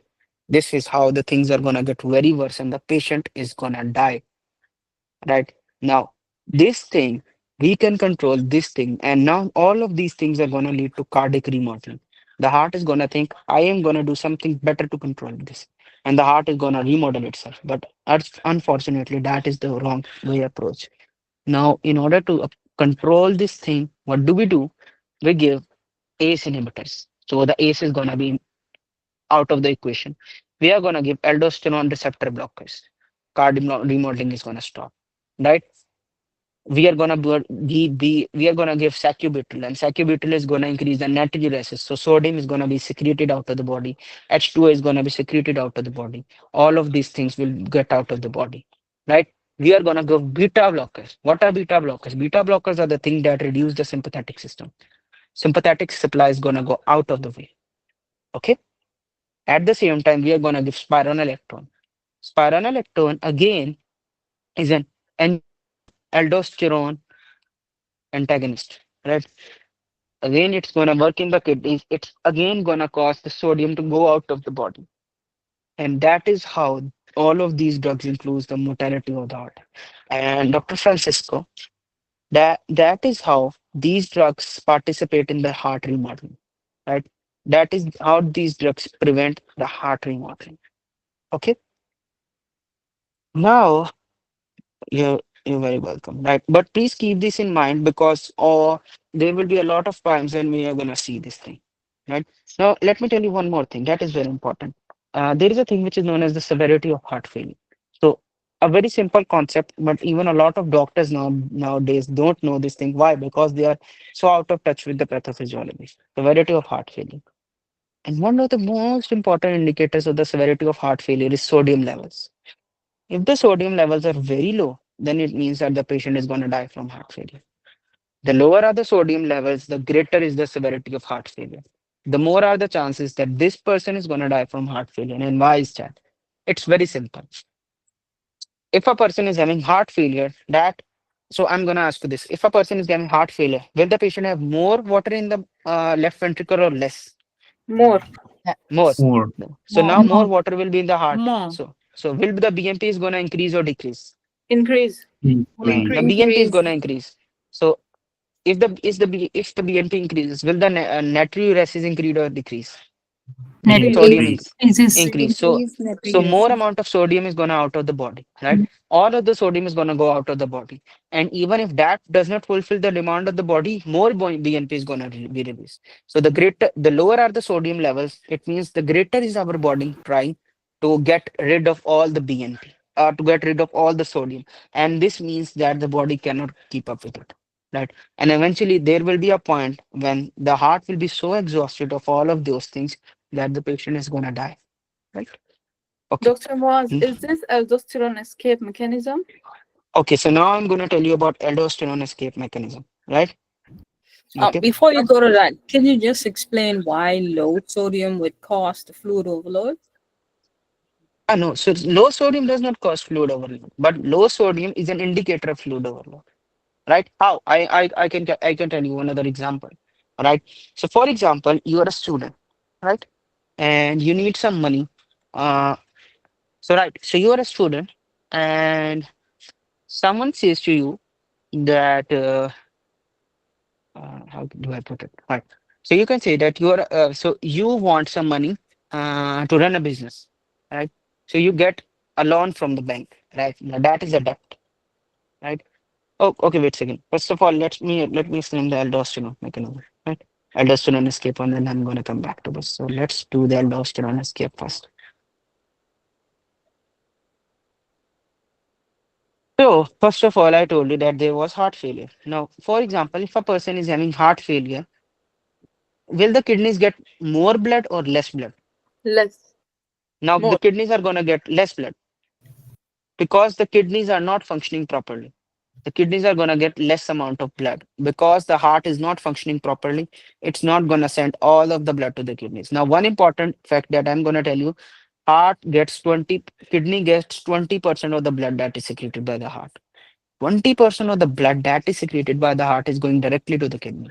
Now, if the kidney senses less amount of blood, it's going to release renin and angiotensin system, right? So as a result, aldosterone is going to increase a lot, right? And remember one thing about aldosterone. Aldosterone causes the retention of sodium and water, right? Aldosterone increases the retention of sodium and water.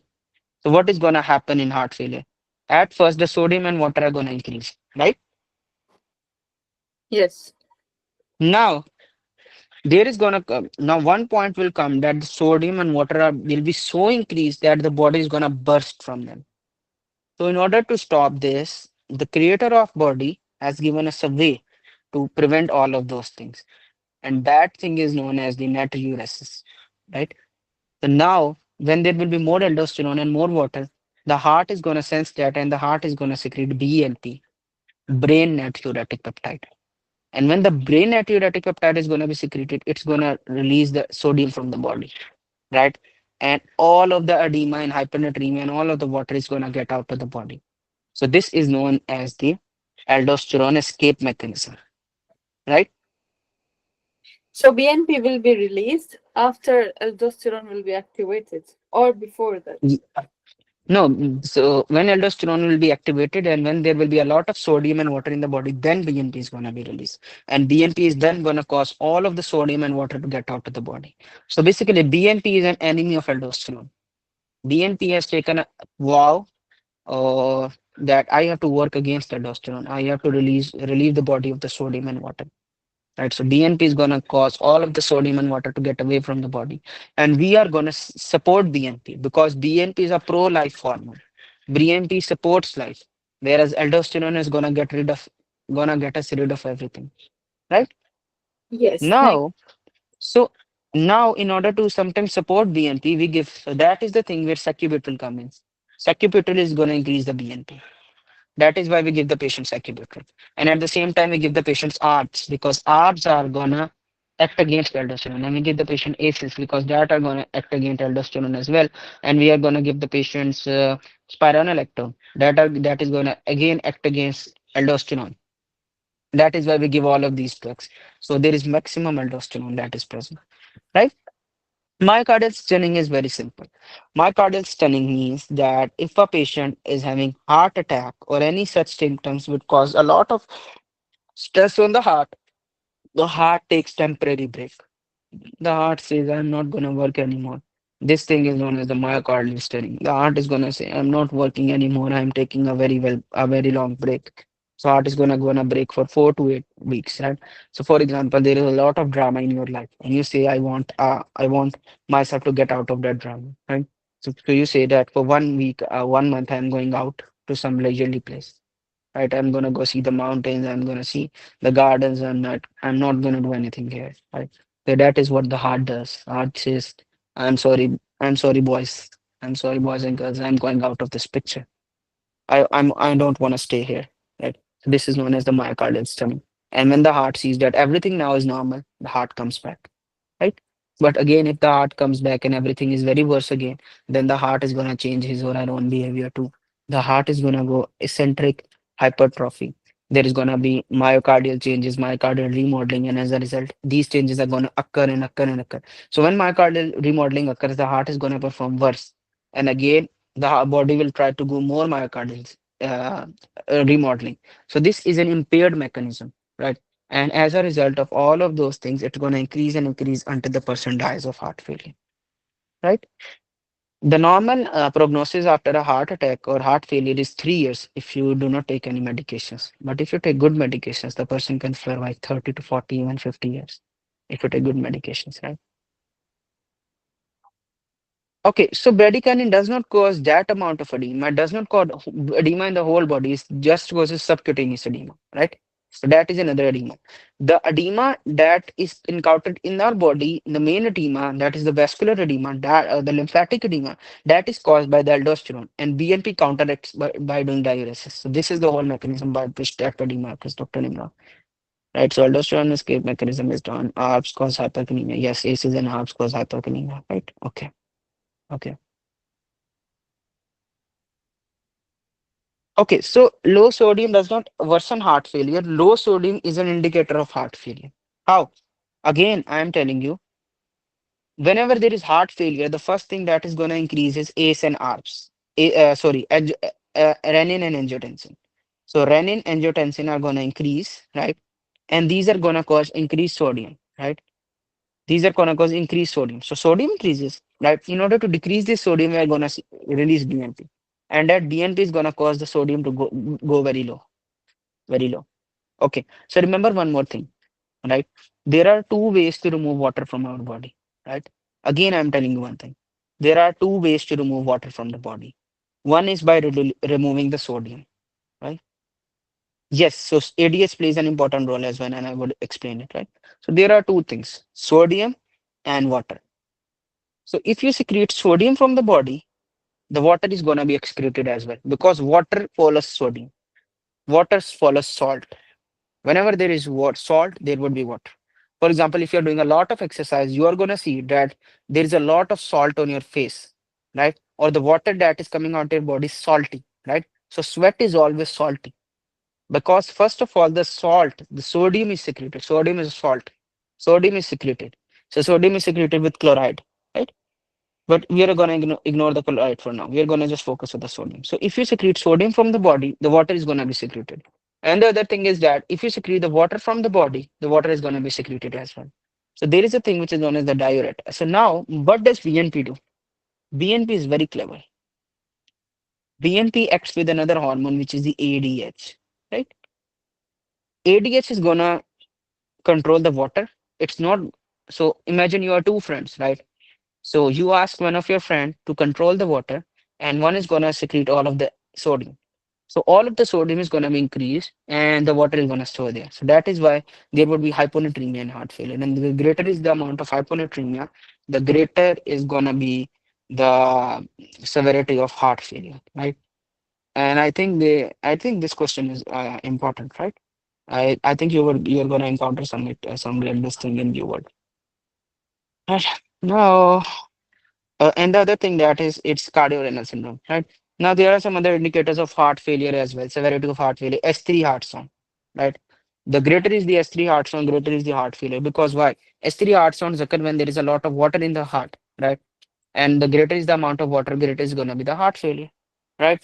And if there is lung sound, so if there are lung rails, then it means that the heart failure is very worsened, right? If the BNP is elevated, then it means that there is a lot of water in the body, right? Again, if there is low sodium, then it means that the water is, so that is known as the hyponatremia, right? And there is elevated BNP. Okay, I will explain the ANP and BNP and ADH, right? And one more thing, I told you that BNP decrease causes hypertension as well. So any sign that tells us a lot of BNP is present, then it means that that there is a severity of heart failure, right? So if the patient is having hypertension, it means that the patient has worse heart failure as well. Okay. Yes, BNP is a very specific indicator of heart failure, right? Now we are done with the cardiorenal syndrome as well. So all of the thing that I told you, that is the cardiorenal syndrome. Like cardiac output decreases, renal kidneys are not perfused properly. When the kidneys are not perfused properly, the patient is gonna have kidney failure, and that is gonna lead us to a lot of problems, right? So now let us move on to the other topics. Now let us move to the lipid lowering drugs. Right? Now there are some lipid lowering drugs, and what are those drugs? Right?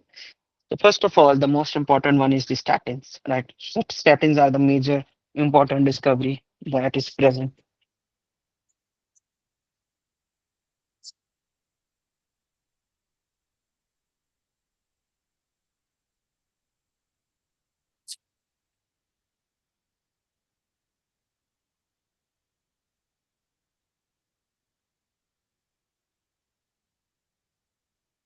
Okay, so I was telling, can you hear me, guys?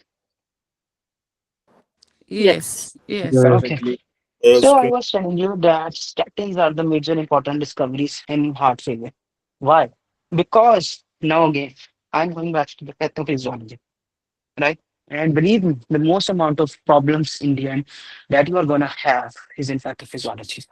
That is why I link everything back to the pathophysiology.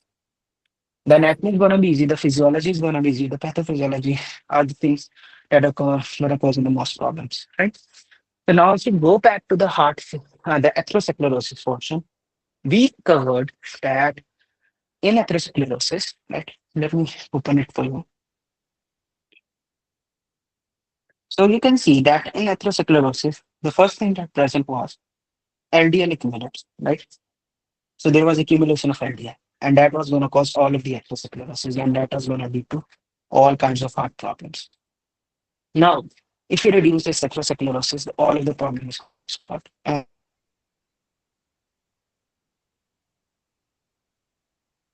Doctor, your to voice reduce is dropping atherosclerosis is again. the statins. So how to stand?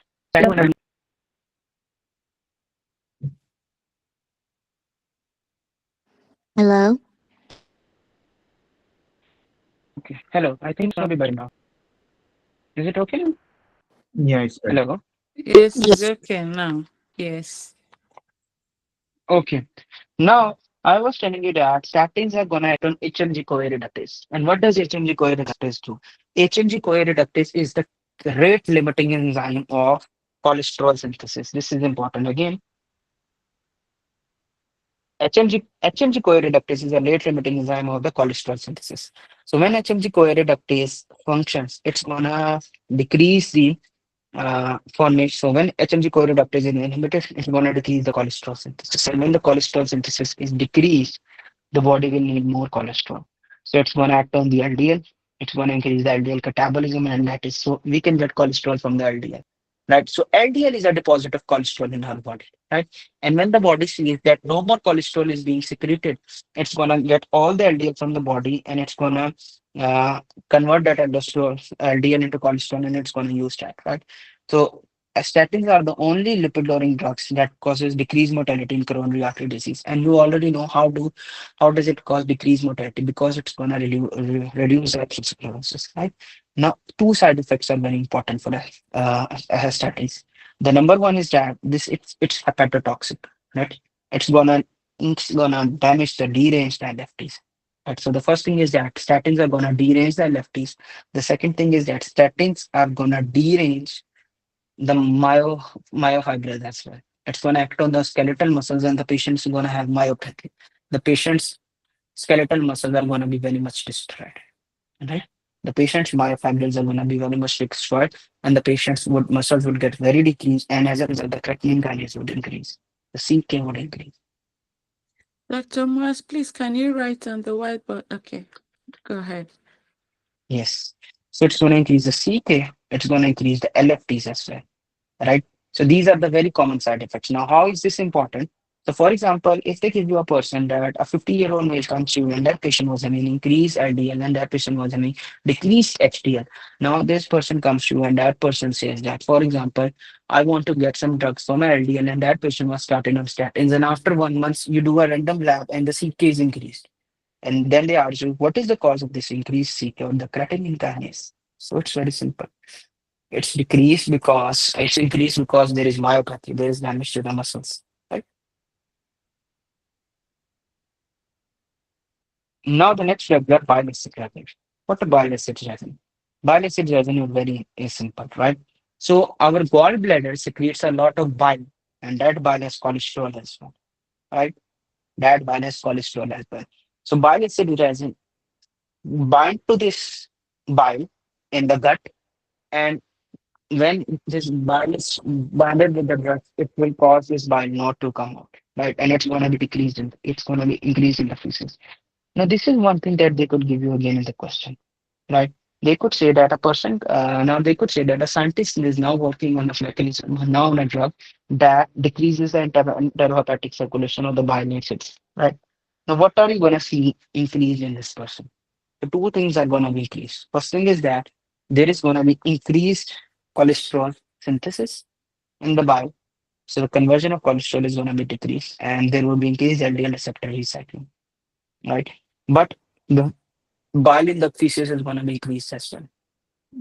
And the most important side effect of this thing is that the patient is going to have GI upset. The patient's gastrointestinal tract is going to be very much upset. Okay. So any questions till now?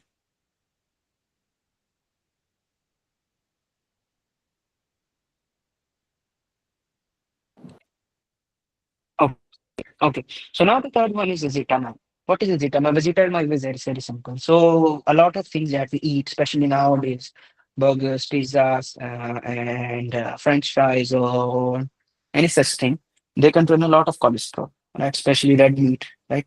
So whenever you eat those things, mutton or beef, they are going to contain a lot of cholesterol, and this cholesterol is going to get absorbed. So ezetimibe is a drug which decreases the absorption of this cholesterol, right? So this is so till now we have focused on three drugs. Statins mainly act on the LDL. Bile acid resin, they act on the LDL as well. Ezetimibe, it acts on the LDL as well. These three drugs were primarily the LDL lowering drugs. If they give you a question and they are asking for an LDL lowering, low density lipoprotein lowering drug, then you are gonna focus on this. Now there are some other drugs as well. So for example, if you wanna cause a decrease in the triglycerides, right? So what are those drugs that cause a decrease in the triglyceride? Now we have a drug which is known as the P fibrates, right?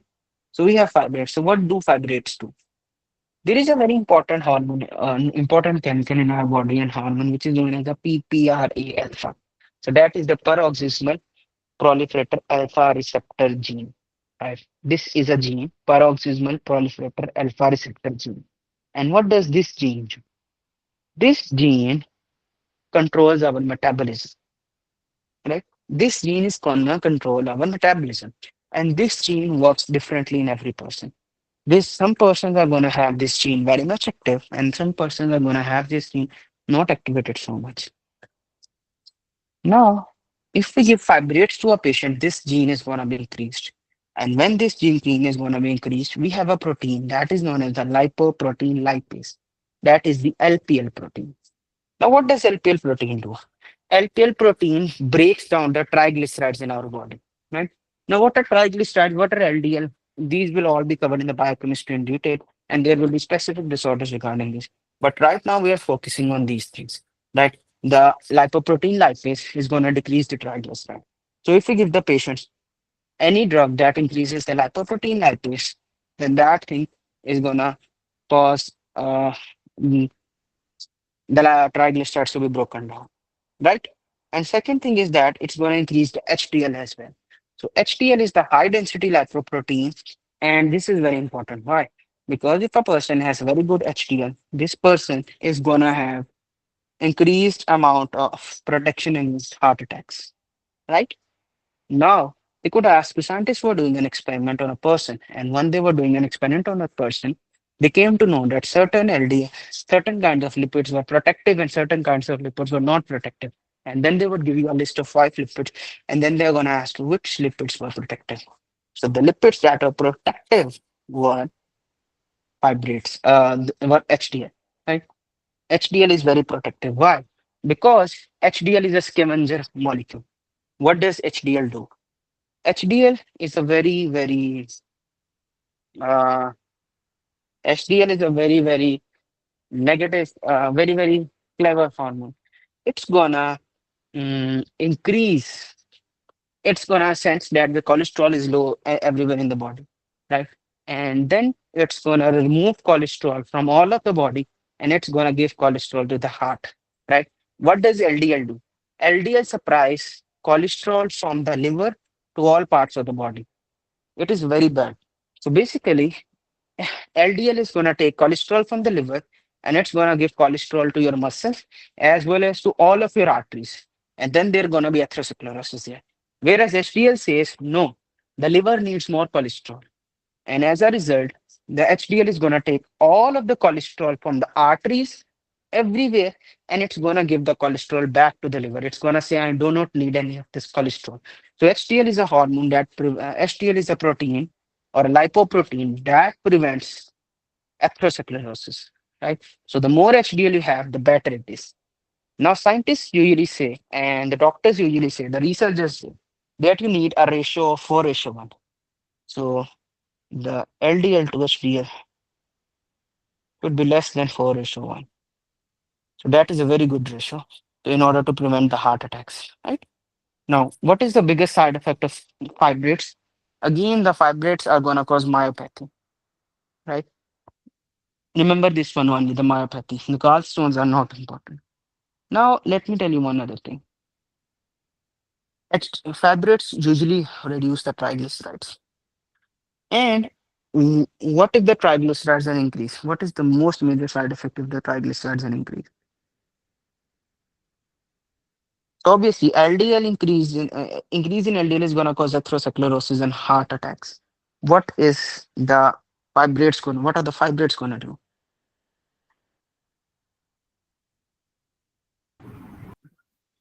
Or the triglycerides? Pancreatitis? Yes, so they lead to pancreatitis, right? So if a patient has very high triglycerides, it's the patient is going to have pancreatitis. So fibrates are going to prevent against pancreatitis, right? Now we have another hormone that is the niacin. Niacin is very simple, right? It decreases the LDL, it increases the HDL, right?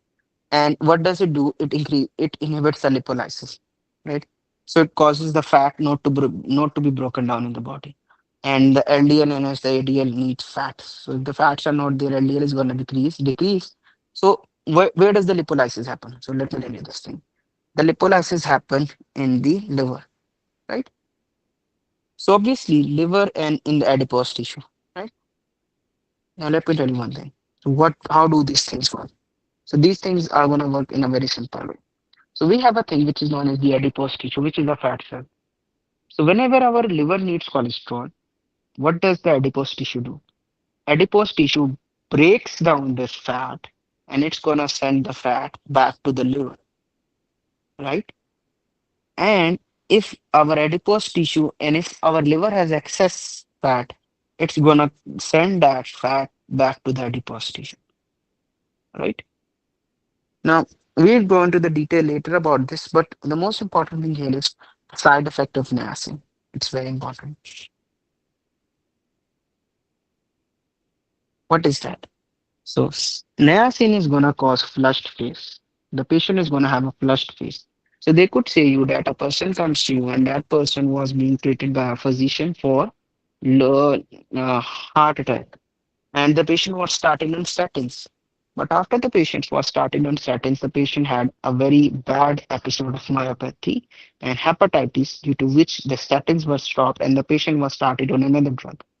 Now the patient is having facial flushing and we want to control this facial flushing.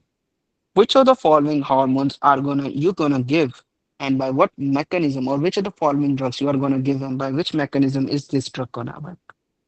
So obviously we are gonna give the patient NSAIDs, right? So because the niacin-induced flush phase is being caused by prostaglandins, right? And NSAIDs reduce the prostaglandins. So this is prostaglandin mediated, and we give NSAIDs that are going, and that is ultimately gonna control this flushing. Right? Now we have two more drugs. One is the PCSK9 inhibitors. Right?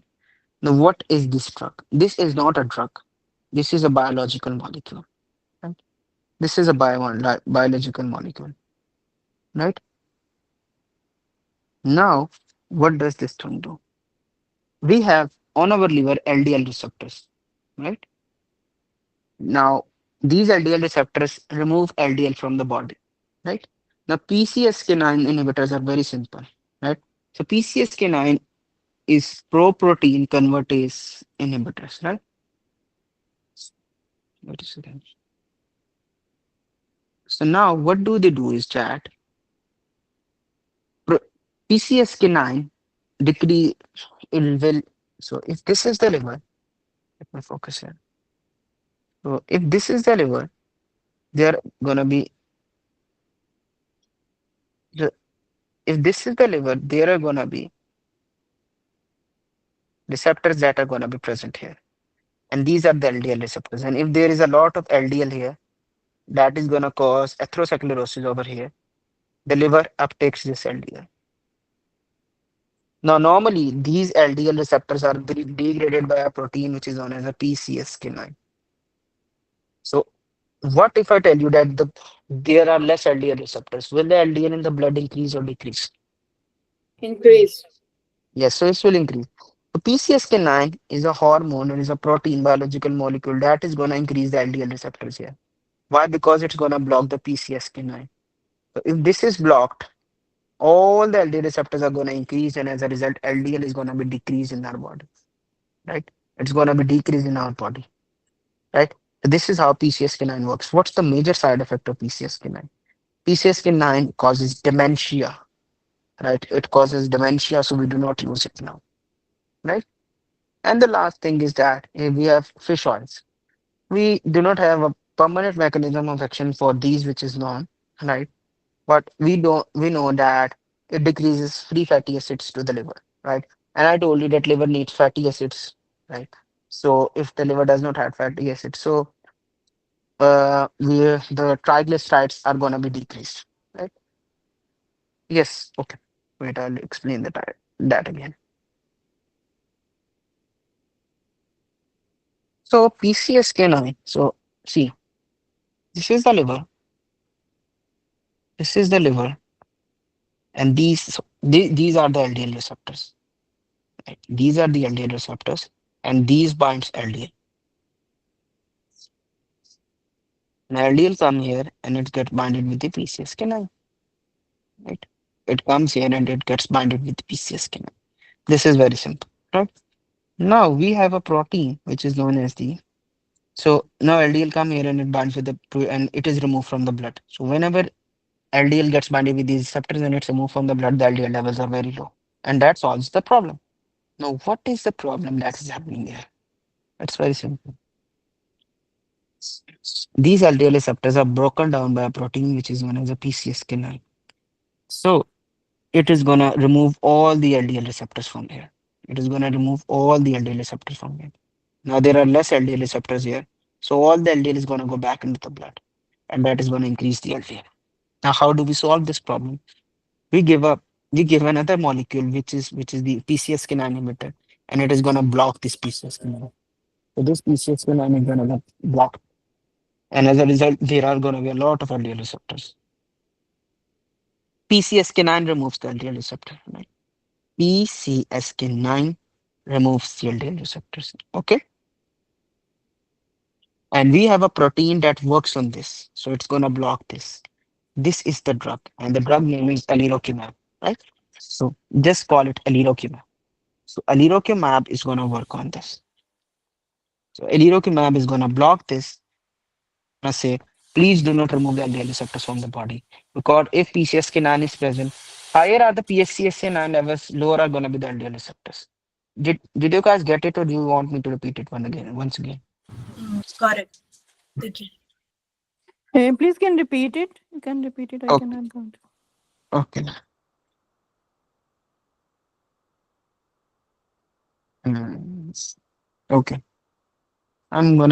Let me find a simple way to explain it.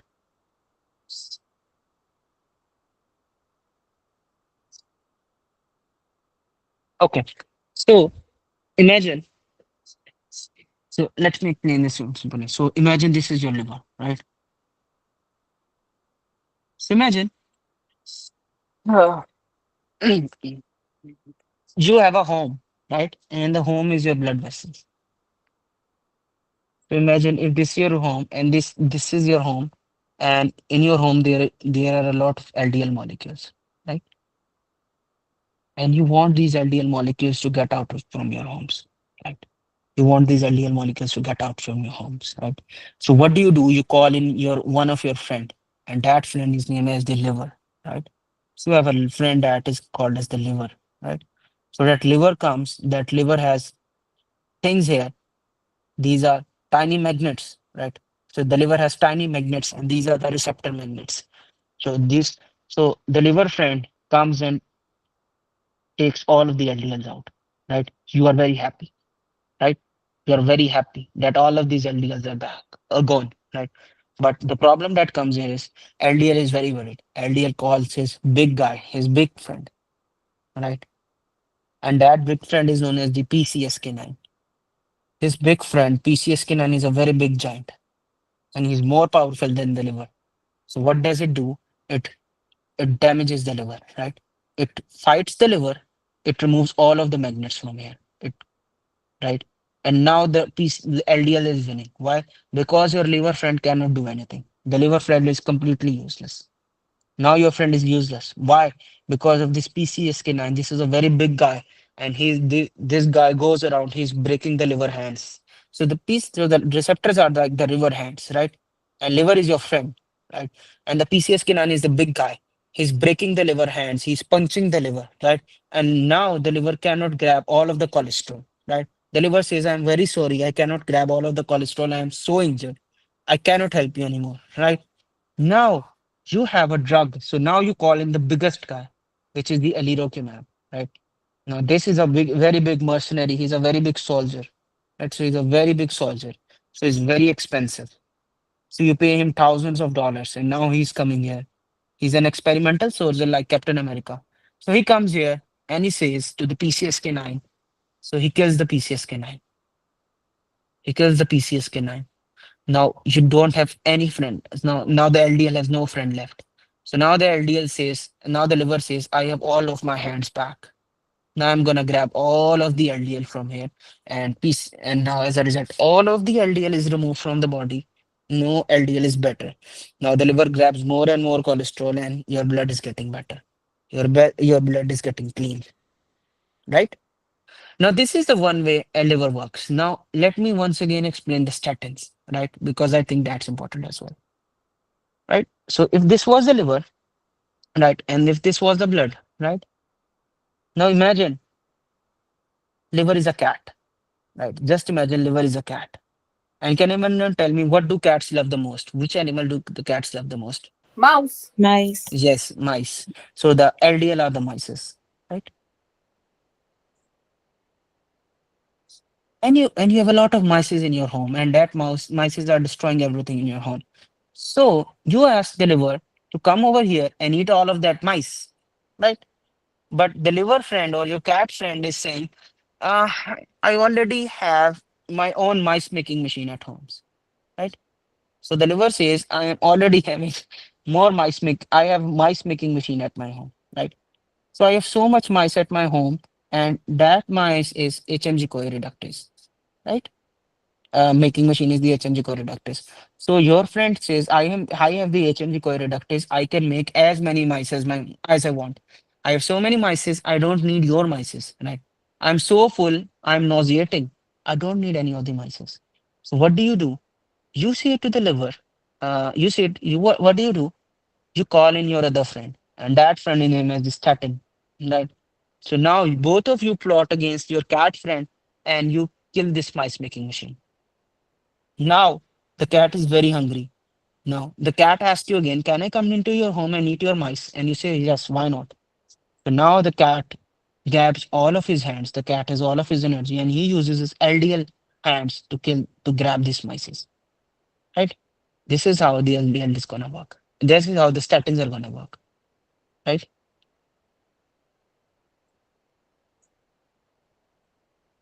Now there's another thing which is known as the enterohepatic circulation. So what is the enterohepatic circulation? Let me tell you that as well.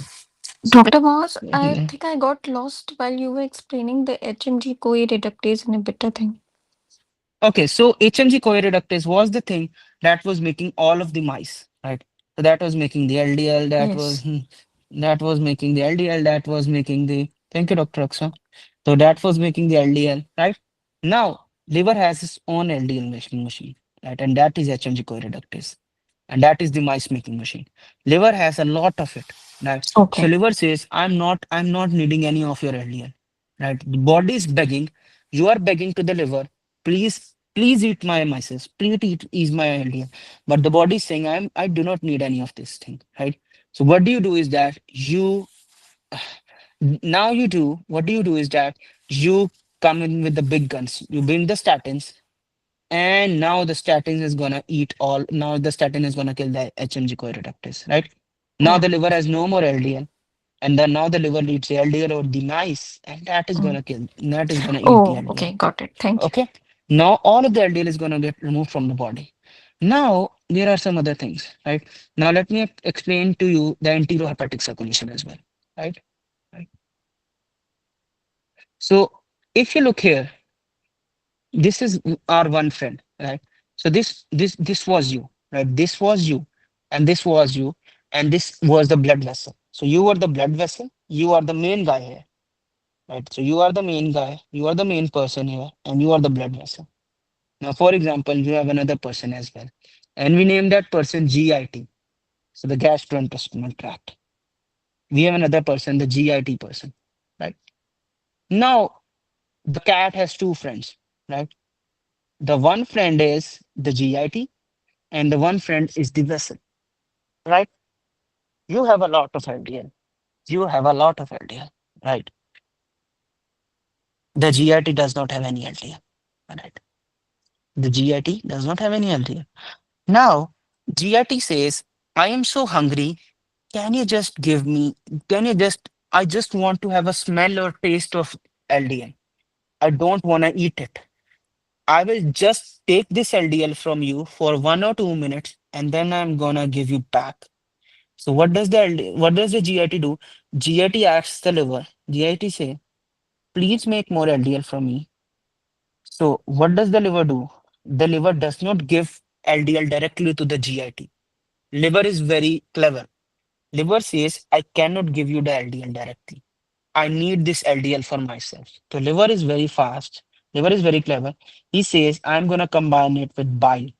So I'm going to cover the liver with bile, LDL with bile. So bile is a protective layer. So think of it as a plastic. So the liver is going to combine the LDL with bile. So it's going to say to the GIT, now you can take this thing. This is known as the bile acid. Now the liver says, please take this bile acid, my GIT friend. Have a taste of it. Just see it. Just smell it, and you have to return it. So the GIT takes it, and the GIT returns it back, right? So this is a very good partnership between them. GIT just want to smell it. GSC just smells the bile. GSC just smells the LDL, and GIT gives it back to the liver. So it gets absorbed into the GIT, and it gets absorbed again in the liver. So they have a very good friendship. There is a bilateral trade relationship between them, and everything is going on very well. But you, the main vessel, you are very angry. You are jealous of their friendship, right? Now you begin another thing, which is known as the bile acid resin. What does that do? Bile acid resin is a thing which will go into the GIT for you, and it's gonna grab the bile acid, and it's not gonna allow the bile acid to go back to the liver. The bile acid is not gonna go back to the liver now, and the liver's investment is all lost. All of the LDL that was given to the GIT is no, the liver is not gonna get that back. So the liver is gonna have a lot of financial loss. All of the LDL is gonna get lost. Now you who were jealous, now you come back to the liver, the vessel, and you say, you can take my LDL, right? You can take my LDL. You can have it. And the liver says, oh, thank you so much for giving me this LDL. And secretly you are laughing, you are giggling because all of your LDL is removed. You're not needing an LDL, and you don't want it anymore, right? Right. So the vessel is very clever. So the vessel gets rid of all the LDL, right? Now there is another thing, right? So now another situation can happen, right? Now the GIT does not like the LDL. It's just want to taste it, right? So now you have LDL as well, right? GIT has LDL. You have LDL as well, the vessel, and GIT has LDL as well. Now there is a competition between you and the GIT track, right? Now you have GIT, and this thing has so the vessel has GIT as well, right? So the vessel has GIT as well. You have GIT as well, LDL as well. Both of you have LDL, right? Now there is a very fierce competition, right? Now what is going to happen is that the GIT has an unlimited supply of LDL. And where does that unlimited supply comes from? The GIT, the GIT has a credit card, and through that he's eating all kinds of pizzas, the burgers, the muttons, and the beefs, and all that kind of things. And that is giving the GIT a lot of LDL, right? The GIT comes to the liver, right? And since pizzas, burger, and all of those things are more tasty than your old LDL that is being sitting there for many days, and the pizza's LDL is very much tasty, the liver breaks the agreement with you, and the liver says, I'm gonna get all the LDL from the GIT. Now your LDL is sitting there, and now when you do not eat that LDL, when you do not give that LDL back to the liver, another thing comes in, and that are the macrophages, right? So the macrophages come here, and the macrophages say, if you cannot give the LDL to the liver, I'm going to combine with this LDL, and I'm going to form a layer here, which is known as the atherosclerosis, right? So that is why you always try to give the LDL back, because the macrophages are just like the police, right? So imagine that you are sitting in a parking lot, right? So whenever you go to an airport and you are sitting there, you can only park your car there for 5 to 10 minutes. If you have your car for more than 5 to 10 minutes, the police is gonna come and it's gonna take the car away, right? And then you're gonna ask you for a fine, right? So that is why you have to get this LDL removed, or the macrophages are the policemen of our body and gonna take it away. So now we have a drug which is known as azitamib, right? So what does the azitamib do? The azitamib again blocks this LDL, right? It blocks this LDL. Now the liver does not have any LDL, and again this LDL is going to go back there, right? Now come here. This is the same diagram that I was explaining to you, right? So where was this? Yes, so the own Dr. Om said, can you please explain this diagram, right? So this is the liver, this is the cholesterol synthesis, and HMG CoA reductase is going to act here, right? Now the HMG CoA reductase is inhibited, right? So no more liver or cholesterol can be formed, right? No cholesterol is formed, no LDL can be formed. No LDL or VLDL, anything can be formed. So what happens now is that the body is gonna need all the LDL from you. So all the LDL comes here, it's gonna go here, right? So all the LDL goes here. And all the LDL go here, it's moved from the body. That is one way. That is the statin way. The second way is that there is enterocytes as well, right? So it can come from the enterocytes as well. Now, this is the way these things are gonna work, right? So these were all the lipid lowering drugs from you. Remember the most important side effects. Whenever a patient with whenever a patient is on lipid lowering drug and that patient is having muscle weakness, think of statins, right? Think of fibrates. These two things. Whenever a patient is having whenever a patient is having whenever a patient is on a lipid lowering drug and that patient has gallstone or that patient has right upper quadrant pain, whenever he eats, that patient is having gallstone, and again that is due to fibroids. If a patient comes to you and that patient says, I'm more red these days, I'm very hot these days, the first thing that comes to your mind is niacin. If a patient is on a lipid lowering drug and that patient all of a sudden forgets things, keep PCSK9 inhibitors in your mind, right? If a patient comes to you and that patient says, I'm having, that patient has increased the lefties or the patient is having right upper quadrant pain and fever, then the patient is having hepatitis, right? If a patient comes to you and that patient says, I'm having a foul smelling diarrhea or I'm having GI upset, then keep bile acid resin in your mind, right? Now, if a patient comes to you and that patient is having acetamide, right? Or that patient says, so if you give the patient acetamide, and that patients can have diarrhea as well, right? So these were all the lipid lowering drugs for you, right? So now we'll keep it till here. I'm gonna record, I think, a lecture for you. Okay, so BNPD, so thank you so much, Dr. Aksa. Right? Thank you so much. Okay, so now, okay, so now one more thing that happened here is, let me tell you that thing as well. Now, if the if you are the vessel and you need LD, you have the already LDL, you can give it to the liver. But what if certain scenarios come that even you do not have LDL anymore, right? So if you do not have LDL anymore, there is a very special molecule. That thing is known as the HDL. Right? Now HDL is the most important thing here. HDL is gonna open up all the pores of the body. It's gonna open up all the arteries of the body. It's gonna go to the heart. It's gonna go to the vessels. It's gonna go to every single person, and it's gonna ask for cholesterol. It's gonna ask for LDL. So it's gonna go to every single corner of the body, right? It's gonna go to every single corner of the body, and it's gonna ask for LDL from every single part. And as a result, you are gonna see that all the LDL, even from the most distant part of the bodies, are removed. That is why HDL is the best thing to prevent heart attack. And by nature and by genetics, right? This may you may call it. So there are one more thing regarding USMDs and even in real life. There are some diseases that are more common in females, and there are some diseases that are more common in males, right? So this was a pattern that I observed during my third year and fourth year of MBBS, and I even did some researches on these things. Usually, the acute diseases, all the acute diseases, they are common in females, right? So just think of ovarian torsion, right? All of the autoimmune diseases, right? So these they usually come in the age of 20 to 30 years age, right age, right? So all of these diseases are usually common in patients who are of age 20 to 30, and especially in females. So autoimmune diseases are very common in females. This is by nature. Females have problems with their immunity. Their tolerance, immunity tolerance, their tolerance levels of the body are very weak. Tolerance is a concept that we'll study further. But if you look at any autoimmune diseases, all of them are more common in females. But if you look at all of the chronic diseases are common in males. Strokes are more common in males, right? Heart attacks are more common in males. Heart failures are more common in males. Dementia is very common in males. It's not common in females. Right? So all of the chronic diseases that occur after the age of 50 or 60, these are common in males. Whereas the diseases that occurs in the 20 or 30 are common in the females. Right?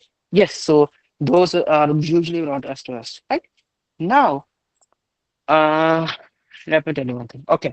So that is one thing that was observed by the scientists and the researchers is that HDL is very protective against heart failure.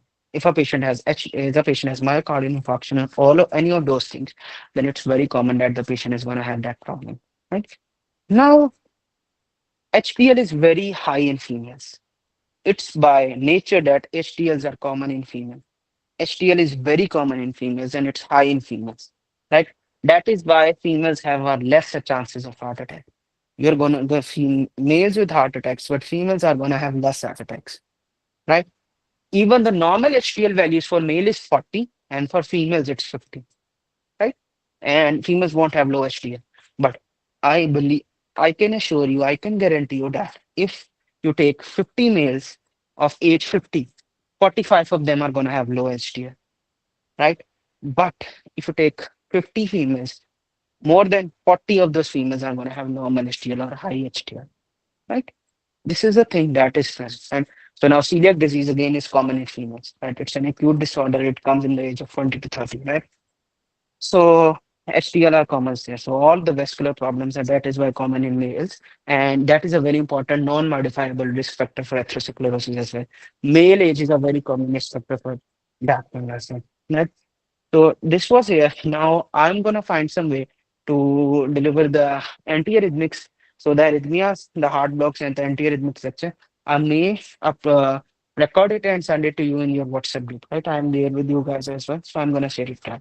But that's it. So I'm gonna take your leave for today. So have good learning, happy learning. Right? Sir, one thing. Is this the Yes, last yes. session for Okay. cardiology? Well, like you said that HDL is gonna open all the pores and bring out all the LDL. So if it is bringing out all the LDL, so how is that good? Because LDL is a bad cholesterol. So how is that good? Also, it's gonna bring all the LDL from the blood, and it's gonna give the LDL back to the liver, right? To the Yes. liver. Yes, it's going to give all the LDL to the liver. You don't need LDL in the blood, but you need the LDL in your liver. Right? If you do not have the LDL in your liver, that is going to cause a lot of problems. So LDL is basically a storage molecule for, or a transport molecule for fats. And you need a lipid for most of your things. Now, let me tell you what are the most important things that you need your lipids for. The most important thing, I believe, are the hormones, right? So there are a lot of lipid hormones, especially the sex hormones, right? So the testosterone, estrogen, all of those hormones, the cortisol, right, the steroids, they have a lipid core. If you do not have lipids, you are not going to form those hormones, right? So even in the bodybuilders, right, if you look at bodybuilders, they shred a lot. They remove all of their subcutaneous fat. And when they remove all of their subcutaneous fat, their libido is decreased a lot. Their libido is decreased a lot, right? So they're going to have this problem, right? Similarly, females who have BMI of less than 18.5, they are going to have a syndrome, right? So they are going to have amenorrhea. Why do those females have amenorrhea? So any female who is having anorexia nervosa, yes. So yes, so cholesterol in a good amount is very important. So any female who is having anorexia nervosa, that female is usually going to have amenorrhea. Why? Because those females are going to have so less cholesterol. Even their diet is not going to provide them cholesterol. They won't going to have any subcutaneous fats. So they won't have any cholesterol. They are not going to have any lipids. They're going to have low LDL, and as a result, they cannot make any sex hormone. And as a result, there won't be any estrogen. There won't be any progesterone models, and then you are gonna get amenorrhea in that. Right? And same goes for the males who are doing bodybuilding shows. They shred a lot. They shred so much that they won't have any hormones, any more hormones. Right? So I'm gonna share the mnemonics of murmurs as well. And yes, Dr. Subira Khan, that is an amazing story for PCSK9. Right? So that is it. So we are gonna start tomorrow, right? So okay, guys, take care and bye bye. Is it the end of cardio? No. So tomorrow, I think Dr. Ahmed is gonna take a 6-hour boot camp and gonna revise all the cardio from you guys. Right? Thank you. Welcome. Welcome. But if you have any question, you can tag me in the group. That you can mention me any question there or any topic there, and we can discuss this topic. I can send you a voice note of the topic in the group. Right? Doctor, what time will be the boot camp? I do not know the time for the boot camp. You can ask Dr. Ahmed or Hamza about it. Right? All right, thank you. Thank you so much. But you are not in You're the welcome. group. I'm in the group. I joined the group yesterday. I'm gonna send a message there, right? Okay, thank you. Okay, welcome. Welcome. Take care. Bye-bye. Bye.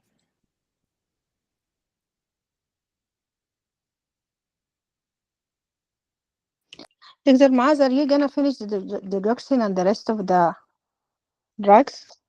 Yes, he said he gonna send the audio note on the group. Okay, thank you.